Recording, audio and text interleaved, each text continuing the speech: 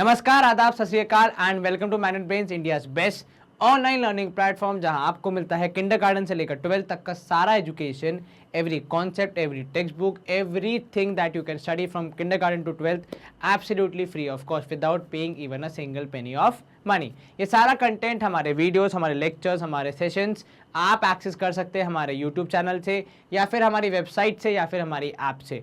इन तीनों ही माध्यम को यूज़ करने के लिए आपको कुछ भी पे करने की ज़रूरत नहीं पड़ती है। इन तीनों ही माध्यम पे कोई सा भी सेशन हम देखना चाहेंगे तो वो एब्सोल्युटली फ्री ऑफ कॉस्ट होता है। स्टूडेंट्स, हमारा सेशन यहाँ पे जो आज का है वो हम फोकस करें NTSC एग्जाम के ऊपर, जिसमें हम पढ़ने वाले हैं चैप्टर का नाम है प्लेन ज्योमेट्री। NTSC में इसका काफ़ी अच्छा वेटेज होता है क्योंकि इसमें 5 चैप्टर जो कि क्लास 9th और 10th में होते हैं उनको मिला के इस पूरे टॉपिक का नाम रखा गया है। और इसलिए हम इसमें सॉल्व कर रहे हैं बहुत सारे प्रीवियस ईयर क्वेश्चंस भी। हमने कॉन्सेप्ट रिव्यू कर लिया है, हमने कुछ सैम्पल क्वेश्चंस भी प्रैक्टिस कर लिए हैं, उसके बाद फिर हमने प्रीवियस ईयर क्वेश्चंस को भी सॉल्व करना स्टार्ट किया है। इसके पहले के सेशंस में हम ये सारी चीज़ें कवर कर चुके हैं। आपने यदि इनमें से कोई भी सेशन नहीं देखा है तो प्लीज़ जाके देखिए एंड लर्न कीजिए, ताकि हम पूरे फ्लो में अच्छे से इस पूरे कॉन्सेप्ट को कवर कर सके। इस सेशन में हम पढ़ने वाले हैं साल 2017-18 के प्रीवियस ईयर क्वेश्चंस, वो भी ये पार्ट 2 है इस ईयर के क्वेश्चंस का। मतलब एक सेट ऑफ क्वेश्चंस ऑलरेडी हमने रिलीज कर दिया है 2017-18 वाले। अगर आपने वो नहीं देखा है तो जाके देखिए, अच्छे क्वेश्चन हैं, आपकी काफी अच्छी प्रैक्टिस एंड कॉन्सेप्ट रिव्यू हो जाएगा। चलिए शुरू करते हैं हम आज का सेशन। पहला सवाल है हमारा यहाँ पे कि the area of an equilateral triangle is 49√3 centimetre square. अब देखो यहाँ पे चीजों को कनेक्ट कैसे करना है। हमेशा जैसे ही आपको दिख रहा है एरिया दिया है इक्विलैटरल ट्राइंगल का, तो आपके दिमाग में ये आना चाहिए कि क्या मैं इसका साइड निकाल सकता हूं। बिल्कुल निकाल सकता हूं। तो यहाँ पे ऊपर से ब्लैक में लिख दिया कि हम इसका एस फाइंड कर सकते हैं। आगे पढ़ो। Taking each vertex as centre, ये इंपॉर्टेंट है। ईच वर्टेक्स एज सेंटर क्या ड्रॉ किए गए हैं? ऑब्वियस सी बात है, सेंटर है तो सर्कल ड्रॉ होगा, तो सर्कल ड्रॉ किए गए हैं। ठीक है, और सर्कल ड्रॉ करने के लिए केवल सेंटर नहीं, रेडियस की भी आवश्यकता होती है। तो उसकी भी जानकारी दी है कि भैया जो रेडियस है वो इक्वल है किसके? हाफ द लेंथ के। तो जो भी साइड की लेंथ जिसको हमने निकालने का पहले सोचा था उसका हाफ करेंगे तो आपको रेडियस मिल जाएगा सर्कल का। अब इससे होगा क्या सर? इससे होगा ये कि जो एरिया आपको जो निकालना है, मतलब सवाल में पूछा गया है कि find the area of the part of the triangle which is not in the circles, जो इन सर्कल्स में नहीं है, आपको वो वाला एरिया निकालना है। चलिए पहले डायग्राम ड्रॉ कर ले। तो देखिए ये रहा हमारा ट्राइंगल, ठीक है, जिसका एरिया आपको दिया गया है। इसके तीनों वर्टाइसिस को सेंटर मान के 3 सर्कल ड्रॉ हुए। ठीक है, मान लीजिए, और वो भी देखो जो रेडियस है वो एग्जैक्टली हाफ है, तो आधा इस वाले सर्कल के पास होगा, आधा उस वाले के पास होगा। तो जो तीनों सर्कल होंगे वो एक दूसरे के टैंजेंट होंगे। आप ऐसा बोल सकते हैं, क्या होंगे? एक दूसरे के टैंजेंट होंगे। जैसे यहाँ पे हो गया, ठीक है, इसको भी हम अगर थोड़ा अच्छे से बनाए तो जैसे यहाँ पे हो गया, ये देखो, और एक होगा नीचे यहाँ पे। ठीक है, तो ये आपको थोड़ा ध्यान रखना है डायग्राम ड्रॉ करते समय। हालांकि मुझसे उतने अच्छे से नहीं बन रहा है क्योंकि मेरे पास प्रॉपर स्केल नहीं है। ठीक है, चलिए, तो ऐसा कुछ डायग्राम बनेगा। और आपसे क्या पूछ रहा है, वो आपको क्या निकालना है? तो सर हमसे बोल रहा है विच इज नॉट इंक्लूडेड। तो देखो ये वाला जो क्षेत्रफल है बीच वाला, ये कहीं भी इंक्लूडेड नहीं है। तो आपने इसका ध्यान रखते हुए, आपने इसको कंसिडर करते हुए क्या करना है? अपना आंसर बताना है। ठीक है, इसको अगर मैं शेड कर दूं पूरा अच्छे से, तो इस एरिया को आपने बताना है। देखो फंडा बहुत सिंपल है। ट्रायंगल के एरिया में से सर्कल के इन हिस्सों का एरिया, सर्कल के इन हिस्सों का एरिया निकाल दोगे तो आपको आपका आंसर मिल जाएगा। ट्रायंगल में से सर्कल के वो जो 3 हिस्से हैं जो कि यहाँ पे आ रहे हैं, देखो अगर मैं हाईलाइट करूं तो ये वाला हिस्सा सर्कल का, ठीक है, ऐसे ही इधर पे भी इधर वाला हिस्सा, ठीक है, और इधर पे भी ये वाला हिस्सा। इन तीनों हिस्सों का जब आप करेंगे एरिया माइनस ट्राइंगल में से, तो आपको आपका रिक्वायर्ड आंसर मिल जाएगा। तो अगर मैं यहाँ पे लिख दूं मोटा माटी हमें करना क्या है, तो सर मोटा माटी हमें करना है area required is equal to area of triangle minus area of 3 area of 3 sectors. ठीक है, अब यहां पे देखो एरिया ऑफ ट्राइंगल तो आपको दिया है, पर सबसे पहली बात सेक्टर्स का एरिया निकालने के लिए रेडियस चाहिए होता है, तो हमें यहां मेहनत करनी पड़ेगी रेडियस फाइंड करने के लिए। तो देखो रेडियस हो जाएगा यहां पे सबसे पहले साइड बाय 2, तो अब साइड निकाल लेते हैं। तो भैया साइड हो जाएगा, कैसे निकालोगे, तो सर एरिया हमें दिया है वहां से हम साइड निकाल लेंगे कि एरिया इज कितना 49√3, और जितना मैंने पढ़ा है एरिया ऑफ ट्राइंगल का फॉर्मूला होता है √3/4 a स्क्वायर, अगर ट्राइंगल इक्विलैटरल हो तो, जो कि यहाँ पे है।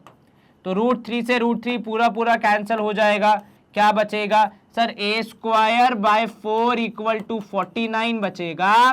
तो a स्क्वायर की वैल्यू कितनी हो जाएगी, a स्क्वायर की वैल्यू हो जाएगी 49 इंटू 4, दोनों ही आपके क्या हैं परफेक्ट स्क्वायर्स हैं, तो a की वैल्यू कितनी हो जाएगी, तो सर a की वैल्यू हो जाएगी यहाँ पे कितनी हो जाएगी, a की वैल्यू सर a हो जाएगा यहाँ पे 49 का स्क्वायर रूट 7, 4 का स्क्वायर रूट 2, 7 दूनी 14 सेंटीमीटर। ठीक है, कितना आएगा आपका आंसर 14 सेंटीमीटर। अब यहाँ पे देखो अगर आपकी a की वैल्यू 14 है तो रेडियस कितना हो जाएगा सर, रेडियस है साइड का आधा, तो 14/2 इक्वल टू 7 सेंटीमीटर। चलिए आपको रेडियस मिल गया, साइड मिल गया, अब आप क्या निकालोगे, केवल आंसर निकालोगे। आंसर कैसे निकालोगे, तो सर उसके लिए थोड़ी जगह बना लेते हैं।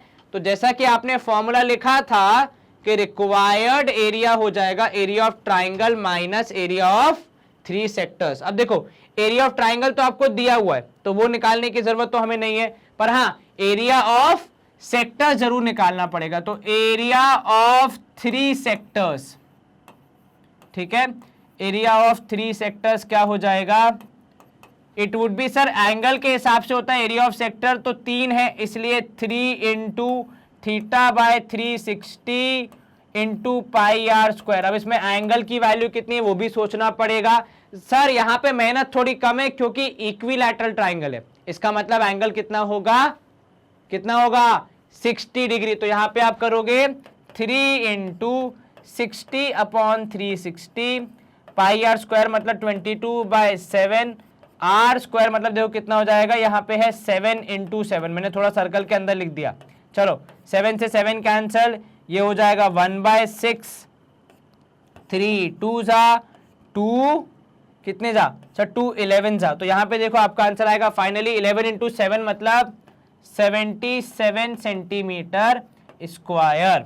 ठीक है, और आपका एरिया था 49√3, उसमें भी आपको देखो सवाल में दिया है √3 की वैल्यू क्या यूज करनी है, तो आपको करनी ही पड़ेगी 1.73 मल्टीप्लाई करो। तो सर 1.73 मल्टीप्लाइड बाय 49 करेंगे, 9 तिया 27, 7 यहाँ 2 ऊपर, 9 7 9 63 65, 5 यहाँ 6 ऊपर, 9 1 9 और यहाँ हो जाएगा 15, 4 3 12, एक कैरी, 7 दूनी 28, 1 29, एक यहाँ 2 ऊपर, 4 1 4 5 6, तो आंसर आएगा यहाँ पे 7, 5 और 2 7, या 9 और 4 कितना हो जाएगा सर 9 और 5 हो जाएगा 14, 6 और 1 7 8, 84.77।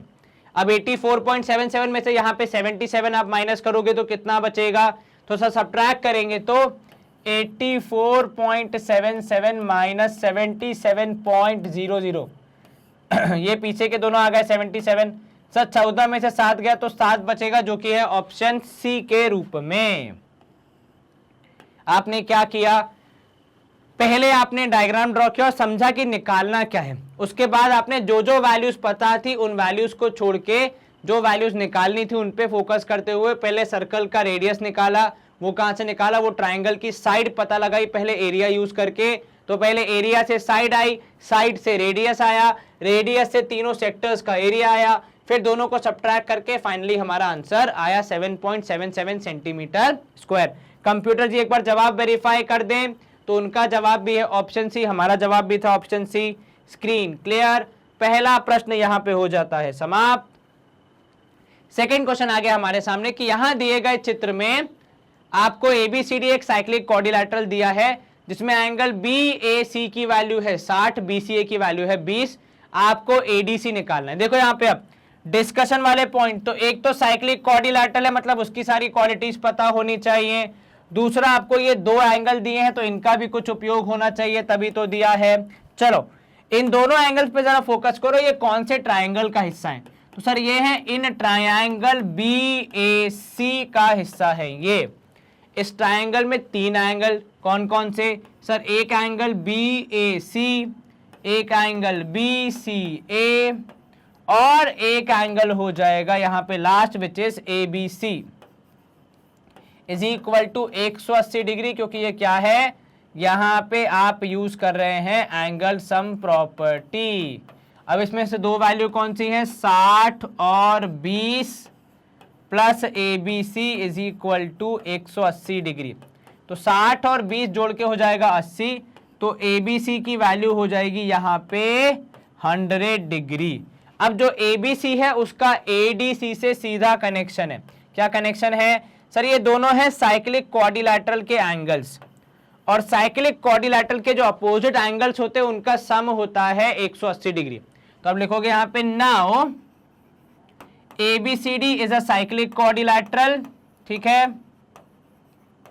अब इसमें क्या होगा सर, साइक्लिक क्वाड्रिलैटरल में जो एंगल ABC है उसका sum with angle ADC would be equal to कितना, would be 180 degree, because they are opposite angles. इसमें से एक की वैल्यू 100, दूसरे की वैल्यू आपने पता लगानी है, तो इन दोनों को जोड़ने पे 180, तो ADC की वैल्यू हो जाएगी कितनी सर, 80 डिग्री के बराबर। तो what is the value of ADC? 80 degree के बराबर, जो कि यहाँ पे ऑप्शन C। क्या आपको ये समझ में आया? कहीं कोई दिक्कत, कोई शंका मन में नहीं? सर अगर साइक्लिक क्वाड्रिलैटरल नहीं होता तो मुसीबत आती, साइक्लिक क्वाड्रिलैटरल है तो चीजें काफी आसान हो जाती है। तो एंगल ADC हो गया 80 डिग्री। आपने दो क्वालिटीज यूज की, एक तो ट्राइंगल की एंगल सम प्रॉपर्टी जो आपको बचपन से लेकर बुढ़ापे तक करनी है, दूसरी साइक्लिक क्वाड्रिलैटरल की प्रॉपर्टी जो 10वीं में काफी बार यूज होती है। चलिए ऑप्शन C 80 डिग्री हमारा करेक्ट है, तो स्क्रीन करेंगे क्लियर और इसी के साथ मूव करेंगे नए क्वेश्चन की ओर, जो क्या बोल रहा है। अब देखो यहाँ पे सवाल है भैया कॉपर वायर का। A copper wire when bent in the form of square encloses an area of 484 centimetre square, ठीक है। आपको एरिया दिया है कितना सर, एरिया दिया है 484, तो एरिया ऑफ स्क्वायर इज 484। अब एक बात बताओ, एरिया निकालने के लिए फॉर्मूला क्या लगता है sir, side into side is equal to 484। ऐसा कौन सा नंबर है जिसे स्वयं से मल्टीप्लाई करने पे 484 आता है? थोड़ा सा दिमाग लगाइए। देखिए 400 होता है 20 का स्क्वायर, तो उससे तो ऊपर है, 21 हो जाएगा तो वो थोड़ा नजदीक होगा, 484 तक दूर नहीं जाएगा। तो क्लियरली यहाँ पे एस की वैल्यू 22 के आसपास आनी चाहिए। आप एक बार चेक कर लीजिए, ठीक है। अगर ये एस है, ये 22 है आपका साइड। अब आगे पढ़ना, इफ द सेम वायर, ठीक है, तो पहले तो हम टोटल लेंथ ऑफ वायर निकाल लेते हैं, तभी तो हम सेम वायर पे चर्चा कर पाएंगे। तो टोटल लेंथ ऑफ वायर हो जाएगी, देखो जितनी लगी चारों साइड्स में, तो 22 इंटू 4 कर देंगे तो 4 2 जा 8, एक और यहाँ पे 4 2 जा 8, 88 सेंटीमीटर लग जाएगी टोटल वायर, ठीक है। अब इसमें से आपने एक सर्कल बना दिया, ठीक है, तो क्या मैं बोल सकता हूं कि सरकमफेरेंस ऑफ द सर्कल, बहुत इंपॉर्टेंट बात बोल रहा हूं मैं, कि सरकमफेरेंस ऑफ द सर्कल, ध्यान से बताना मुझे सही है कि नहीं है। हम कह रहे हैं कि भैया circumference of the circle is equal to 88 centimetre. भाई जो वायर की लेंथ है वही है, अब उसका शेप आए, शेप आप चाहे स्क्वायर रूप में कर दें या फिर सर्कुलर रूप में कर दें। आपसे पूछ कह रहा है एरिया पूछ रहा है, तो पहले एरिया निकालने के लिए रेडियस पता होना चाहिए। सरकमफेरेंस का मतलब होता है length of the outer boundary, मतलब वायर की लेंथ। यहां पे भी सरकम टोटल लेंथ का क्या मतलब होगा, perimeter which is also length of the outer boundary. दोनों सेम ही चीजें इसलिए इक्वेट हो गई। तो भाई सरकमफेरेंस का फॉर्मूला 22/7 इंटू कितना, नहीं सर 2 इंटू 22/7 इंटू रेडियस, क्योंकि एरिया निकालने के लिए तो भैया रेडियस चाहिए, तो यह है 88। तो यहाँ पे जब आप सॉल्व करोगे, कैंसिल अगर आप करोगे, इसी यहीं पे कर दोगे कैंसिल, तो 22 और 8 हो जाएगा यहाँ पे 4। फिर उसके बाद r equal to 4 into 7 whole upon 2, तो 7 दूनी 14 सेंटीमीटर हो जाएगा आपका रेडियस। अब अगर आपका रेडियस होगा 14 तो एरिया निकाल सकते हो, बिल्कुल सर। सर एरिया का फॉर्मूला होता है पाई r स्क्वायर, तो यहां हो जाएगा कितना सर वो हो जाएगा 22/7 इंटू पाई की आर की जगह आप लिख देंगे 14 इंटू 14, 7 2 जा 22 इंटू 2 करोगे 44, 14 इंटू 44 करना है, फटाफट से हो जाएगा, कोई दिक्कत तो नहीं आएगी, बिल्कुल नहीं सर। सर 4 4 जा 16, एक कैरी, 4 1 जा 4, 5 56 और यहाँ भी 56, 6 6 और 5 11, 5 और 1 6, 616 सेंटीमीटर स्क्वायर हमारा आंसर आ रहा है मल्टीप्लाई करने के बाद, जो कि है option B, that is 616 centimetre square. क्या आपको ये समझ में आया? कहीं कोई दिक्कत, कोई शंका, कोई परेशानी? नहीं सर, पहले हमने स्क्वायर को थोड़ा सा पोस्टमार्टम किया, चेक किया कि भैया उससे क्या क्या जानकारी निकल सकती है, तो उसने साइड बता दी, टोटल लेंथ बता दी, उसी टोटल लेंथ को सर्कल में यूज करते हो हमने सर्कल का रेडियस फाइंड कर लिया, और सर्कल के रेडियस से फिर हमने अपना आंसर फाइनल निकाला कि आएगा 616 centimetre square. Computer ji please verify कर दीजिए, उनका जवाब भी है ऑप्शन बी 616। यहाँ पे हमें मिलती है सवाल को क्लियर करने की आजादी और नए प्रश्न की तैयारी। वाह वाह, क्या शेर है। Find the area of the shaded region where side of square ABCD is a 10 centimetre and the 2 arc are drawn from opposite vertices of the square. चलिए, ये सवाल वैसे आप बहुत बार कर चुके हैं, इसकी बहुत सारी ट्रिक्स आती हैं, पर जो मेरी फेवरेट है वो ये कि भैया बीच में से लाइन ड्रॉ कर दो, तो area of sector minus area of triangle करके डबल कर देना, क्योंकि जब आप एरिया ऑफ सेक्टर बोलोगे तो आप इतना पूरा कैलकुलेट करोगे, उसमें से जब आप एरिया ऑफ ट्राइंगल माइनस कर दोगे तो ये वाला हिस्सा पूरा गायब हो जाएगा, तो केवल इधर वाला पार्ट बचेगा जिसको आप आधा डिजाइन बोल सकते हो, और डबल करने पे बाकी आधा आपको मिल जाएगा, जो कि उस तरह से सेम ही होगा। ठीक है, तो यहां पे आप क्या लिखोगे, एरिया ऑफ शेडेड रीजन कितना है सर, वो है यहां पे अगर हम देखेंगे तो वो हो जाएगा area of twice of multiply by 2 करना है किसको, area of sector minus area of triangle. ठीक है, अगर आप सेक्टर में से ट्राइंगल का एरिया माइनस कर देंगे तब आपका काम काफी आसान हो जाएगा। चलिए, ट्वाइस क्योंकि दोनों तरफ है, इस तरफ भी उस तरफ भी, एरिया ऑफ सेक्टर हो जाएगा 90/360 जैसा कि एंगल दिया हुआ है, इंटू पाई आर स्क्वायर मतलब 22/7। आपका रेडियस कितना है सर, रेडियस है 10 सेंटीमीटर। ठीक है, चलिए, तो यहाँ पे आप चाहें तो इसको 22/7 की जगह 3.14 लिख के 10 सेंटीमीटर मतलब 10 इंटू 10 करोगे ना, क्योंकि एरिया निकाल रहे हो, तो पाई आर स्क्वायर। ठीक है, माइनस एरिया ऑफ सर्कल यदि करना है तो कितना होगा सर, एरिया ऑफ सर्कल करना है तो वो हो जाएगा, सॉरी एरिया ऑफ ट्राइंगल करना है तो वो half into l into b. अच्छा ध्यान देना, सारे आंसर में 7 है, 22/7, तो लेट्स मेक इट 22/7 ओनली। ठीक है, minus area of triangle half into 10 into 10। चलिए, अब इसको सॉल्व कैसे करेंगे सर, 90 और 360 कैंसिल होके 1/4, उसके बाद यहां पे अगर आप 4 और इसको कैंसिल करेंगे तो ये 11 और 2। अब आप एक काम कर सकते हैं, इधर पे हाफ है 10 है 10 है, उधर पे भी हाफ 10 10 है, तो आप चाहें तो इन सबको कॉमन ले सकते हैं। आपके पास क्या बचेगा सर, ये हो जाएगा 22 इंटू हाफ इंटू 10 इंटू 10। क्या बच गया यहाँ पे सर, यहाँ बच गया 11/7 माइनस 1। अब आप यहाँ पे सॉल्व करेंगे, 2 से 2 कैंसिल, 10 इंटू 10 हो जाएगा 100। अगर मैं यहाँ पे लिख दूं आगे तो 10 इंटू 10 हो जाएगा 100। अब जब आप 11/7 से 1 माइनस करेंगे तो आपको ऑब्वियस सी बात है एलसीएम तो लेना ही पड़ेगा, तो 11 - 7 करोगे तो 4, 4 इंटू 100 करोगे तो 400, कितना भाई 100 इंटू 4/7, तो 400/7 that is your final answer. कितना 400/7 स्क्वायर सेंटीमीटर, 400/7 स्क्वायर सेंटीमीटर, जो कि है ऑप्शन बी। क्या आपको ये समझ में आया?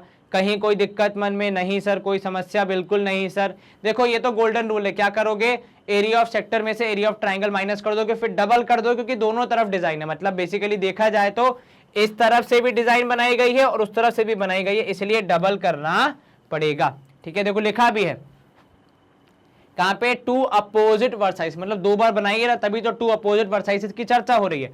ऑप्शन बी 400/7 हमारा आंसर है। कंप्यूटर जी का भी वही जवाब है, तो यहां पे हम करेंगे स्क्रीन को क्लियर एंड मूव करेंगे नए सवाल की ओर। अब नया सवाल है, QT is perpendicular to PR। ये देखो किससे सवाल आया, triangles and lines and angle से आया है।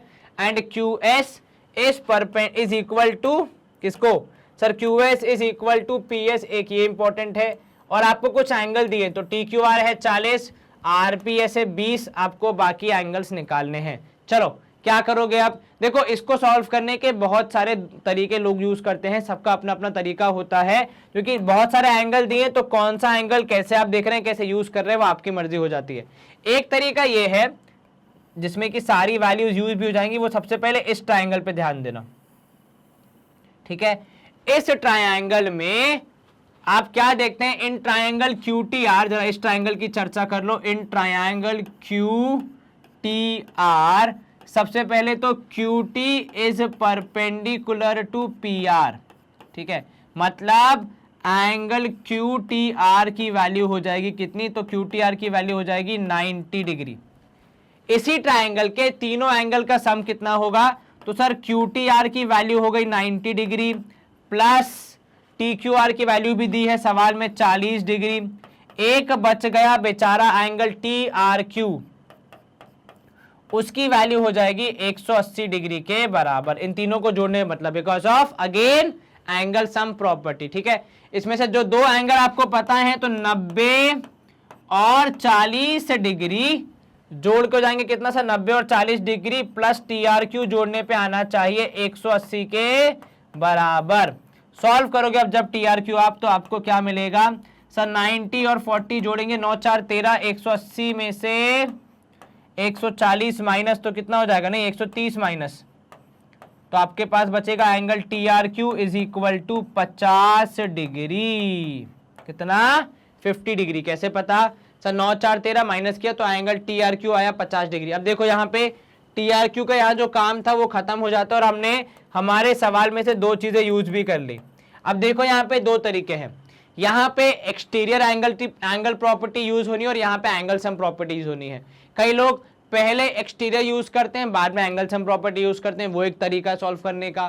कुछ लोग पहले एंगल सम प्रॉपर्टी यूज करते हैं बाद में एक्सटीरियर एंगल प्रॉपर्टी यूज करते हैं, again a way of doing things, ठीक है। चलिए मैं कैसे कर रहा हूं, मैं यहाँ पे पहले एक्सटीरियर एंगल प्रॉपर्टी यूज कर रहा हूं। कौन से ट्राइंगल में, तो भाई ट्राइंगल का नाम है PSR। जरा यहाँ पे ध्यान देना कि इन ट्राइंगल PSR अब हम डिस्कस करने वाले हैं। जो चीजें आपको लिखनी थी आपने लिख ली होंगी, ये तो आसान था। तो आप लिखोगे इन ट्राइंगल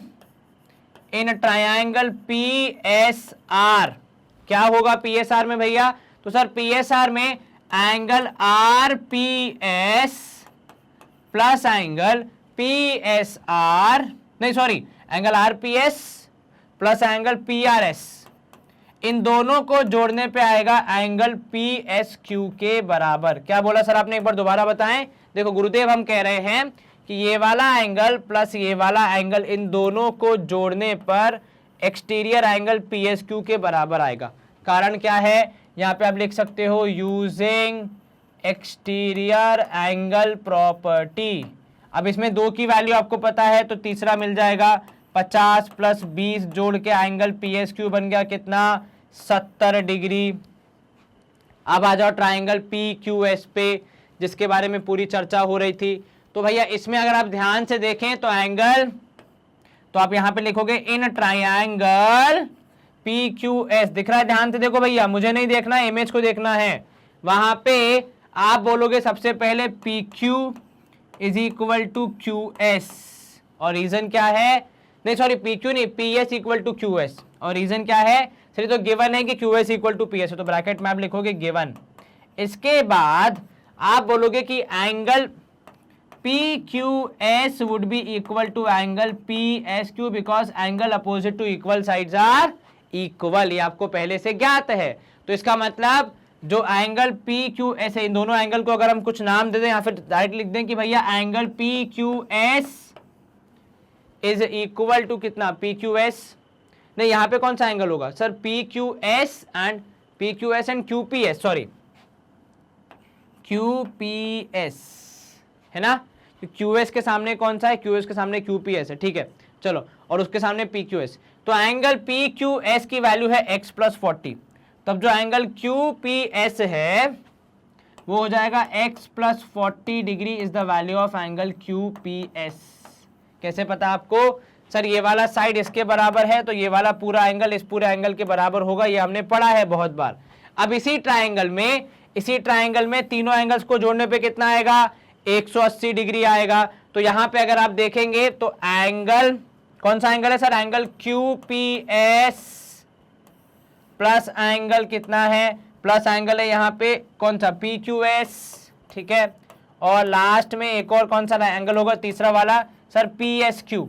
इन तीनों को जोड़ने पे कितना आएगा, 180 degree, because of angle sum property. अब एंगल सम प्रॉपर्टी के तहत आप वैल्यूज पुट करोगे तो QPS की वैल्यू x प्लस 40, PQS की वैल्यू x प्लस 40 क्योंकि दोनों बराबर हैं, प्लस PSQ की वैल्यू आएगी आपके पास, पहले से निकाल ली हमने, PSQ है कितना सर, ये हो जाएगा 50 और 20 70 डिग्री इज इक्वल टू कितना, 180 डिग्री। अब यहाँ पे आप ऐड करें तो आपको मिलेगा 2x इक्वल 2x प्लस कितना सर 70 70 80 80 और 70 हो जाएगा 150, तो ये हो जाएगा 150 degree plus 100 equal to 180 degree. 2x की वैल्यू हो जाएगी 30 के बराबर, तो x की वैल्यू हो जाएगी 15 के बराबर। तो ये वैल्यू कितनी है, ये वैल्यू है 70 डिग्री। चलो हो गया ये सॉल्व, बिल्कुल सर। कंप्यूटर जी एक बार स्क्रीन यहाँ पे हम हाईलाइट कर देते हैं, फिर आप जवाब बता दीजिए। तो देखिए कैसे एक ट्राइंगल वाले लाइंस एंड एंगल्स वाले क्वेश्चन में हमने angle sum property, exterior angle property, इन सबको यूज करते हुए angles opposite to equal sides are equal, तो इन 2-3 कॉन्सेप्ट को मेनली यूज करते हुए सवाल को पूरा हमने अप्रोच किया और बड़ी ही आसानी से हमारा जवाब यहाँ पे आ गया कि एंगल x की वैल्यू है 15 डिग्री। कंप्यूटर जी जवाब वेरीफाई करेंगे, उनका जवाब है x इक्वल टू 15 डिग्री। आप सभी को बहुत बहुत हार्दिक शुभकामनाएं। कंप्यूटर जी चलिए सफाई कर दीजिए और अगला प्रश्न हमारे समक्ष ला दीजिए। चलिए अगला प्रश्न है कि यदि हाइट का रेशियो दिया है दो सिमिलर ट्राइंगल्स का, ठीक है, तो आपको उनके एरिया का रेशियो बताना है। बहुत ही आसान सवाल, ठीक है। क्या लिखोगे आप सर, सबसे पहले हम लिखेंगे ratio of height is equal to, तो ratio of heights is how much sir, 4:9, तो 4/9 लिख देते हैं। अब रेशियो ऑफ एरिया सर, उसके लिए कोई अलग से फॉर्मूला तो नहीं है, पर हम लिखते हैं हमेशा कि ratio of area would be, चाहे साइड्स हो, चाहे अल्टीट्यूड हो, चाहे बाइसेक्टर हो, किसी के भी हो, उनके हाइट के रेशियो के स्क्वायर के बराबर होता है। तो हाइट का रेशियो आपको दिया गया है 4:9, तो हाइट के रेशियो का स्क्वायर मतलब 4/9 का स्क्वायर। अब 4/9 का स्क्वायर करोगे तो 4 और 9 दोनों का ही स्क्वायर करना पड़ेगा, दोनों में से एक करोगे तो काम नहीं चलेगा भैया। तो 4 का स्क्वायर 16, 9 का स्क्वायर 81, आपने वही किया। आपने ये सिद्धांत अच्छे से पढ़ा है कि एरिया का जो भी आंसर आएगा, जो भी रेशियो आएगा, वो हाइट, अल्टीट्यूड, बाइसेक्टर, साइड, जो भी नाम आप देते हो, उन सब के रेशियो के स्क्वायर के बराबर आएगा। तो यहाँ पे बड़ी ही सरलता से आपका जवाब हो गया 16:81। क्या आपको ये समझ में आया? इंपॉर्टेंट कॉन्सेप्ट है ये, क्यों? बिकॉज ये स्कोरिंग है। मतलब अगर आप इसको ध्यान रखेंगे कि किसके स्क्वायर के बराबर आता है, तो आप ऑटोमेटिकली अपना जवाब दे पाएंगे। क्योंकि अक्सर इंसान को यही मिसकंसेप्शन होता है कि भैया अगर सिमिलर ट्राइंगल तो सिर्फ हाइट, जो साइड्स का रेशियो होगा उसी के होगा ना, साइड्स के अलावा हाइट भी चलेगी, अल्टीट्यूड भी चलेगा, मीडियन भी चलेगा, कुछ भी चलेगा। बस यही तो होना चाहिए कि उनका स्क्वायर होना चाहिए रेशियो के लिए, ठीक है। अकेले वो जो वैल्यू आ रही है वो नहीं काउंट होती। जैसे 4/9 आंसर गलत है, पर लेकिन 16:81 परफेक्टली सही आंसर है ना? कंप्यूटर जी आप ही बताइए। देखिए उन्होंने भी हाँ बोल दिया कि बिल्कुल ठीक, यही इसका सही जवाब होना चाहिए। चलिए यहां पे हम करेंगे स्क्रीन को क्लियर और मूव करेंगे नेक्स्ट क्वेश्चन की तरफ। अब नया सवाल आ गया हमारे समक्ष कि in a circle of 10 centimetre radius, एक सर्कल है जिसका रेडियस कितना है 10 सेंटीमीटर है, और दो कॉर्ड हैं AB और AC जो कि है 12 सेंटीमीटर के बराबर। The length of the chord BC is, अब जरा इसका चित्र बना ले, समझ में आए कि भैया BC है कहाँ, रहता कहाँ है, अता पता क्या है उसका। तो ध्यान से देखना भैया, ये आपका सर्कल अच्छा बन गया, बहुत बढ़िया, बधाई हो। उसके बाद फिर आपके यहाँ पे 10 सेंटीमीटर है उसका रेडियस, तो उसको तो हम अभी यहाँ पे रख देते हैं। दो कॉर्ड्स हैं, कौन सी? AB और AC। तो दोनों शुरू पॉइंट A से ही होंगी, एक जाएगी B की तरफ, एक जाएगी C की तरफ, ठीक है। आपको ये कॉर्ड की लंबाई बतानी है BC की, ठीक है, BC। चलिए कॉर्ड की लेंथ दी है, जी हाँ बिल्कुल, तो 12 आपने इस तरफ लिख दिया, 12 आपने यहाँ भी लिख दिया। अब आप क्या करेंगे, then the length of chord BC आपने पता लगानी है। चलो एक नियम हमने पढ़ा है कि भैया perpendicular from the centre towards the chord bisects the chord, उसका यूज करें क्योंकि उसके अलावा तो कुछ और उम्मीद मुझे कम दिख रही है। तो जब आप उसको ड्रॉ करेंगे तो perpendicular from the centre towards the chord bisect the chord बनाते हुए ये हम लोग यहां से इधर ज्वाइन कर देंगे, इसको इधर ज्वाइन कर देंगे, ठीक है। अब ये दूरी है 10, ये है आपका सेंटर से सरकमफेरेंस मतलब रेडियस, ये भी है 10, ठीक है। आपने क्या फाइंड करना है, आपने BC की लेंथ फाइंड करनी है। देखो पूरा BC का लेंथ फाइंड करना थोड़ा मुश्किल हो जाएगा, इसलिए हम इसको 2 हिस्सों में बांट देंगे। तो इसका नाम देते हैं BM और इसकी वैल्यू हो जाएगी X, ठीक है। अच्छा, ये जो AM है इसके भी 2 हिस्से हो जाएंगे, कौन कौन से सर? एक ऊपर वाला हिस्सा Y, ठीक है, तो नीचे वाला हिस्सा, या फिर एक काम करो छोटे हिस्से को Y नाम दे दो क्योंकि यहां तक है, इसको दे दो Y नाम, ठीक है। और इसके ऊपर वाला हो जाएगा 10 - y। सर आपको कैसे पता ये 10 - y होगा? क्योंकि मालिक ये भी पूरा का पूरा रेडियस ही तो है, वो तो हमने कंसिस्टेंटली बनाया नहीं है, बीच में गैप छोड़ दिया, वरना तो ये भी रेडियस ही है, तो इसको m नाम दिया है हमने पॉइंट को, ठीक है। चलिए अब यहां से देखिए कौन कौन सी इक्वेशन आपके पास आती है। देखिए सर पहली इक्वेशन आएगी इन ट्राइंगल BMO, ठीक है। क्या है आपके पास in triangle BMO? Angle M है 90 डिग्री के बराबर, आपने ड्रॉ ऐसे किया है, ठीक है। इसका मतलब क्या हो जाएगा, यहाँ पे आप क्या यूज करोगे? पाइथागोरस थ्योरम जो कहती है कि BM square plus OM square is equal to BO square. आप वैल्यूज पुट करेंगे तो x square plus y square is equal to 10 square, जोड़ जाड़ के x square plus y square is equal to 100 हो जाएगा, ठीक है। चलिए ये एक पार्ट हो गया। अब दूसरा पार्ट हम यहां पे आ जाते हैं दूसरे ट्राइंगल पे, जिसका नाम क्या है सर? दूसरे ट्राइंगल का नाम है BAM। तो इन ट्राइंगल BAM बाम क्या होगा यहाँ पे सर? यहाँ पे भी पाइथागोरस थ्योरम लग जाएगी कि भैया MB स्क्वायर प्लस कितना सर? प्लस हो जाएगा यहाँ पे AM square should be equal to AB square, ठीक है। चलिए अब आप वैल्यूज पुट करेंगे तो MB स्क्वायर हो जाएगा कितना सर? वो तो है x स्क्वायर, AM स्क्वायर मतलब 10 - y का whole square and this should be equal to 12 का स्क्वायर, ठीक है। तो ये x स्क्वायर प्लस 10 का स्क्वायर 100 प्लस y का स्क्वायर y स्क्वायर माइनस 10 2 ज़ा 20y is equal to 144। Simple. अब x square plus y square की वैल्यू कितनी है? तो sir x square plus y square की वैल्यू है 100, तो वहां पे भी हमारे पास जो x square plus y square है उसको भी जोड़ के हम लिख देते हैं 100 प्लस ये पीछे वाला 100, तो इधर हो जाएगा इक्वल टू 144 और ये 20y साइड चेंज करेगा तो पॉजिटिव हो जाएगा, तो प्लस 20y। अब आप 200 में से क्या माइनस करोगे?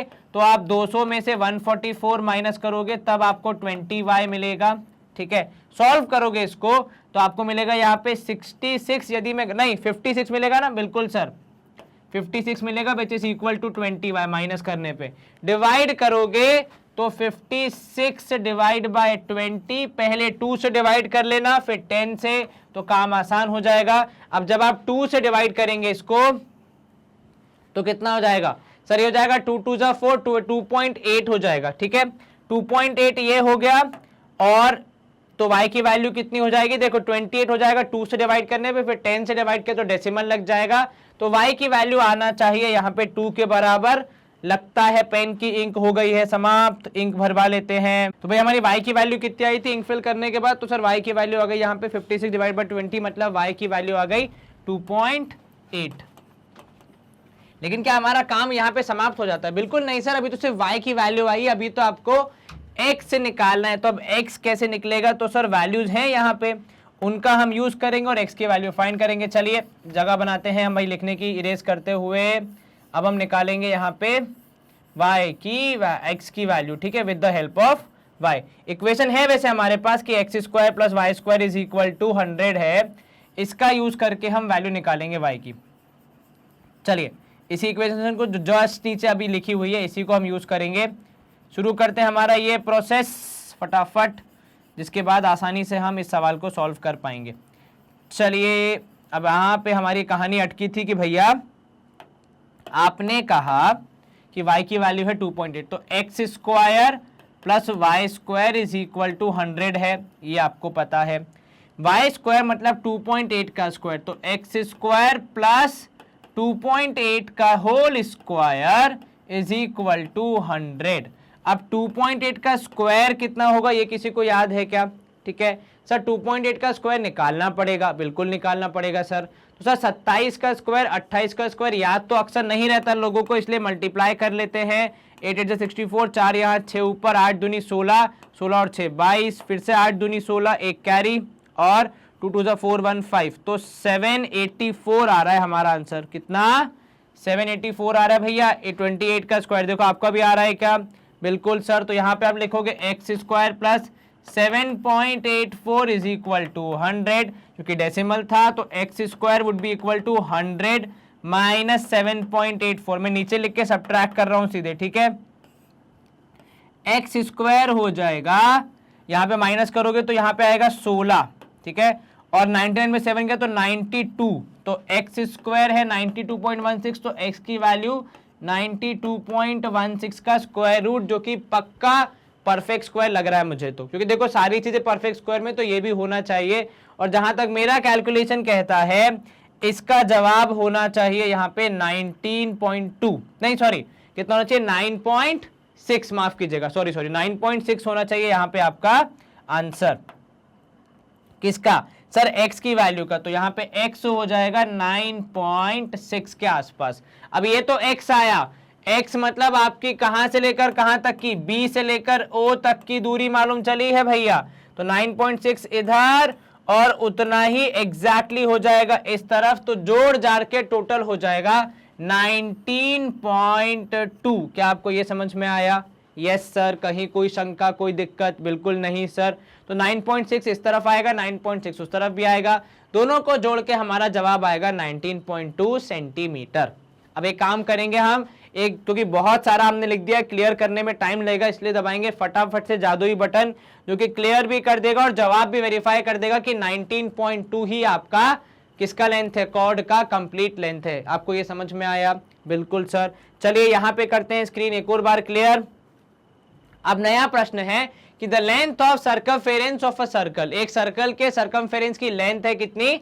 60 more then its diameter. Okay, directly नहीं दिया आपको लेंथ, आपको कैसे दिया है कि भैया सर्कमफेरेंस जो है वो कितना है? तो सर वो है 60 centimetre more than the diameter. तो अगर हम इसको मैथमेटिकल लैंग्वेज में लिखें तो बेसिकली सवाल कह रहा है कि circumference is equals to 60 more than diameter. अब सर्कमफेरेंस निकालने का फॉर्मूला 2 पाई आर, लेकिन यहाँ पे जो डायमीटर है उसको भी हम रेडियस में कन्वर्ट करेंगे ताकि सारी चीजें एक ही इक्वेशन के रूप में आ जाएं। अब आप 2r को इधर भेज दो भैया, क्योंकि है तो वो रेडियस का रिश्तेदार, तो इसी के साथ रहेगा। तो 2 pi r minus 2r is equal to 60। आप अगर 2r कॉमन ले लेंगे अंदर बचेगा pi minus 1 is equal to 60। 2 से 60 कॉमन तो r कट जाएगा और यहाँ आ जाएगा केवल pi minus 1 is equal to 60 की जगह यहाँ हो जाएगा 30, क्योंकि आपने पूरे को 2 से डिवाइड किया। तो यहाँ पे 2 उस तरफ गया तो 60 डिवाइड बाई 2 हो जाएगा 30। अब पाई माइनस 1 की वैल्यू आपको पुट करनी पड़ेगी, तो r इंटू पाई की जगह हो जाएगा 22/7 माइनस 1 इज इक्वल टू 30। लीजिए एलसीएम, तो एलसीएम कितना आएगा? तो सर यहाँ पे आ जाएगा r into 22 minus 7 whole upon 7 is equal to 30। ठीक है, चलिए सॉल्व करेंगे। आप 22 में से 7 जाएगा तो कितना बचेगा? सर 15 बचेगा, तो यह हो जाएगा r into 15 upon 7 is equal to 30। अब सॉल्व करेंगे यहाँ पे तो 30 इंटू 7/15 हो जाएगा। 15 और 30 की पुरानी दोस्ती है, इंटू 2 है, तो r हो जाएगा 14 सेंटीमीटर। अब यदि आपके पास r है तो आप सर्कमफेरेंस निकाल सकते हैं, बिल्कुल निकाल सकते हैं सर। और ध्यान से देखो सारे आंसर पाई में है तो आपको पूरा सॉल्व करने की जरूरत नहीं है। तो सर्कमफेरेंस आ जाएगा यहाँ पे 2 पाई r, that is 2 into pi की जगह 22/7 या केवल पाई ही लिख दो, r की जगह आ जाएगा 14। 14 टू जा कितना होता है सर, 14 दूनी होता है 28, तो यहाँ पे हो जाएगा आपका आंसर 28 पाई। कितना हो जाएगा भैया, 28 पाई हो जाएगा आपका आंसर। अब ये कहाँ से आया सर, ये आया ऑप्शन बी में से, तो बी की वैल्यू है 28 पाई, वही हमने लिख दिया, हमारा आंसर भी वही आया कि सरकमफेरेंस से कैसे हमने रेडियस निकाला और रेडियस से फिर वापस सरकमफेरेंस निकाला, ऑप्शन बी। क्या आपका जवाब भी यही है? जी सर, बहुत बढ़िया। कंप्यूटर जी जरा बताइए आपका जवाब क्या आ रहा है, कहीं आपका जवाब तो अलग नहीं आ रहा? ऑप्शन बी कंप्यूटर जी के हिसाब से भी ठीक है, मतलब काफी अच्छी बात है। आजकल कंप्यूटर जी काफी बढ़िया से मैथ्स करने लगे, बिल्कुल गलती नहीं करते।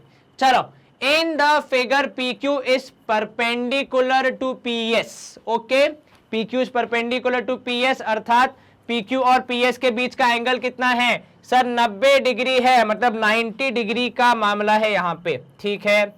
उसके बाद फिर PQ is parallel to SR, ये भी अच्छी बात है, हमें काफी हेल्प करेगा। और QRT है 65 डिग्री।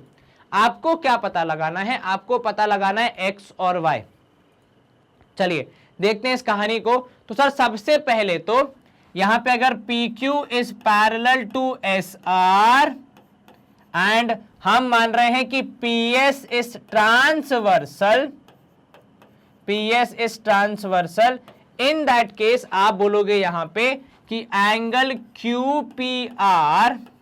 QPS माफ कीजिएगा, angle QPS plus angle PSR कितना हो जाएगा, एंगल PSR हो जाएगा यहाँ पे 90 डिग्री के बराबर, नहीं सॉरी 180 डिग्री के बराबर है ना, बिकॉज ये क्या है, ये सर को इंटीरियर एंगल्स, ठीक है, वेरी गुड।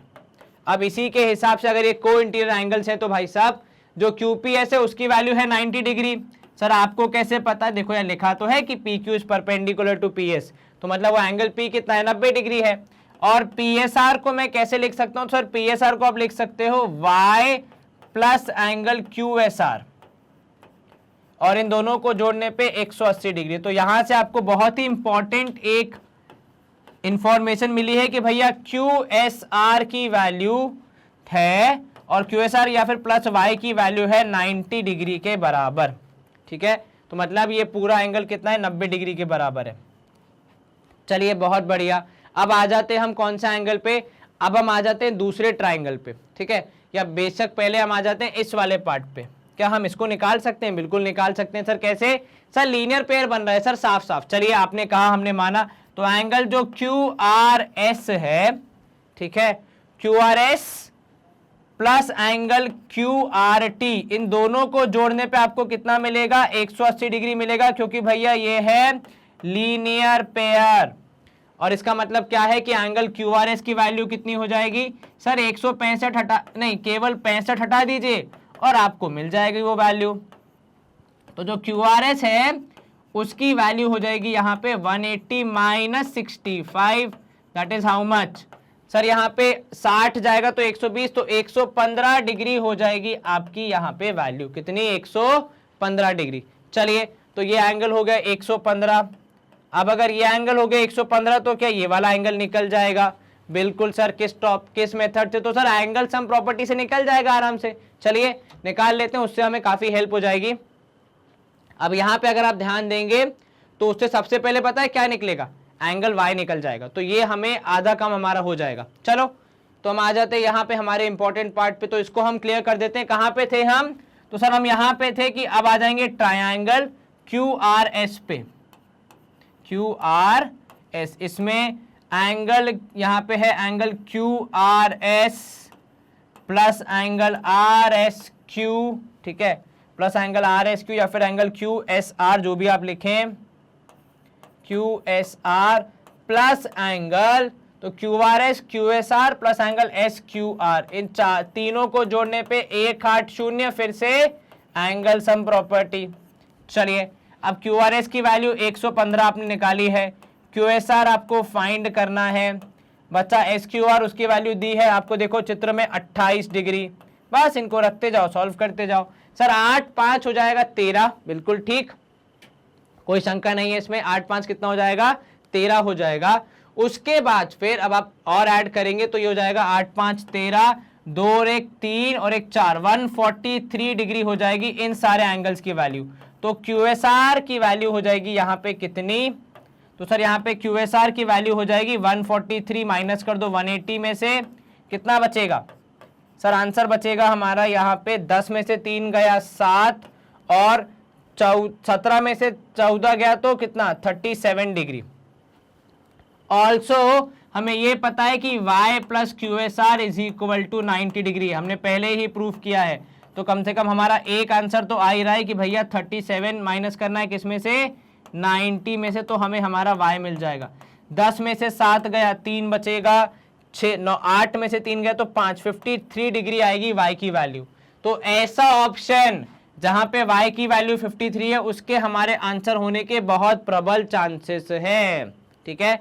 तो इसलिए उसको पहले सॉल्व करें। अब बचा x, उसकी वैल्यू भी तो फाइंड करनी है।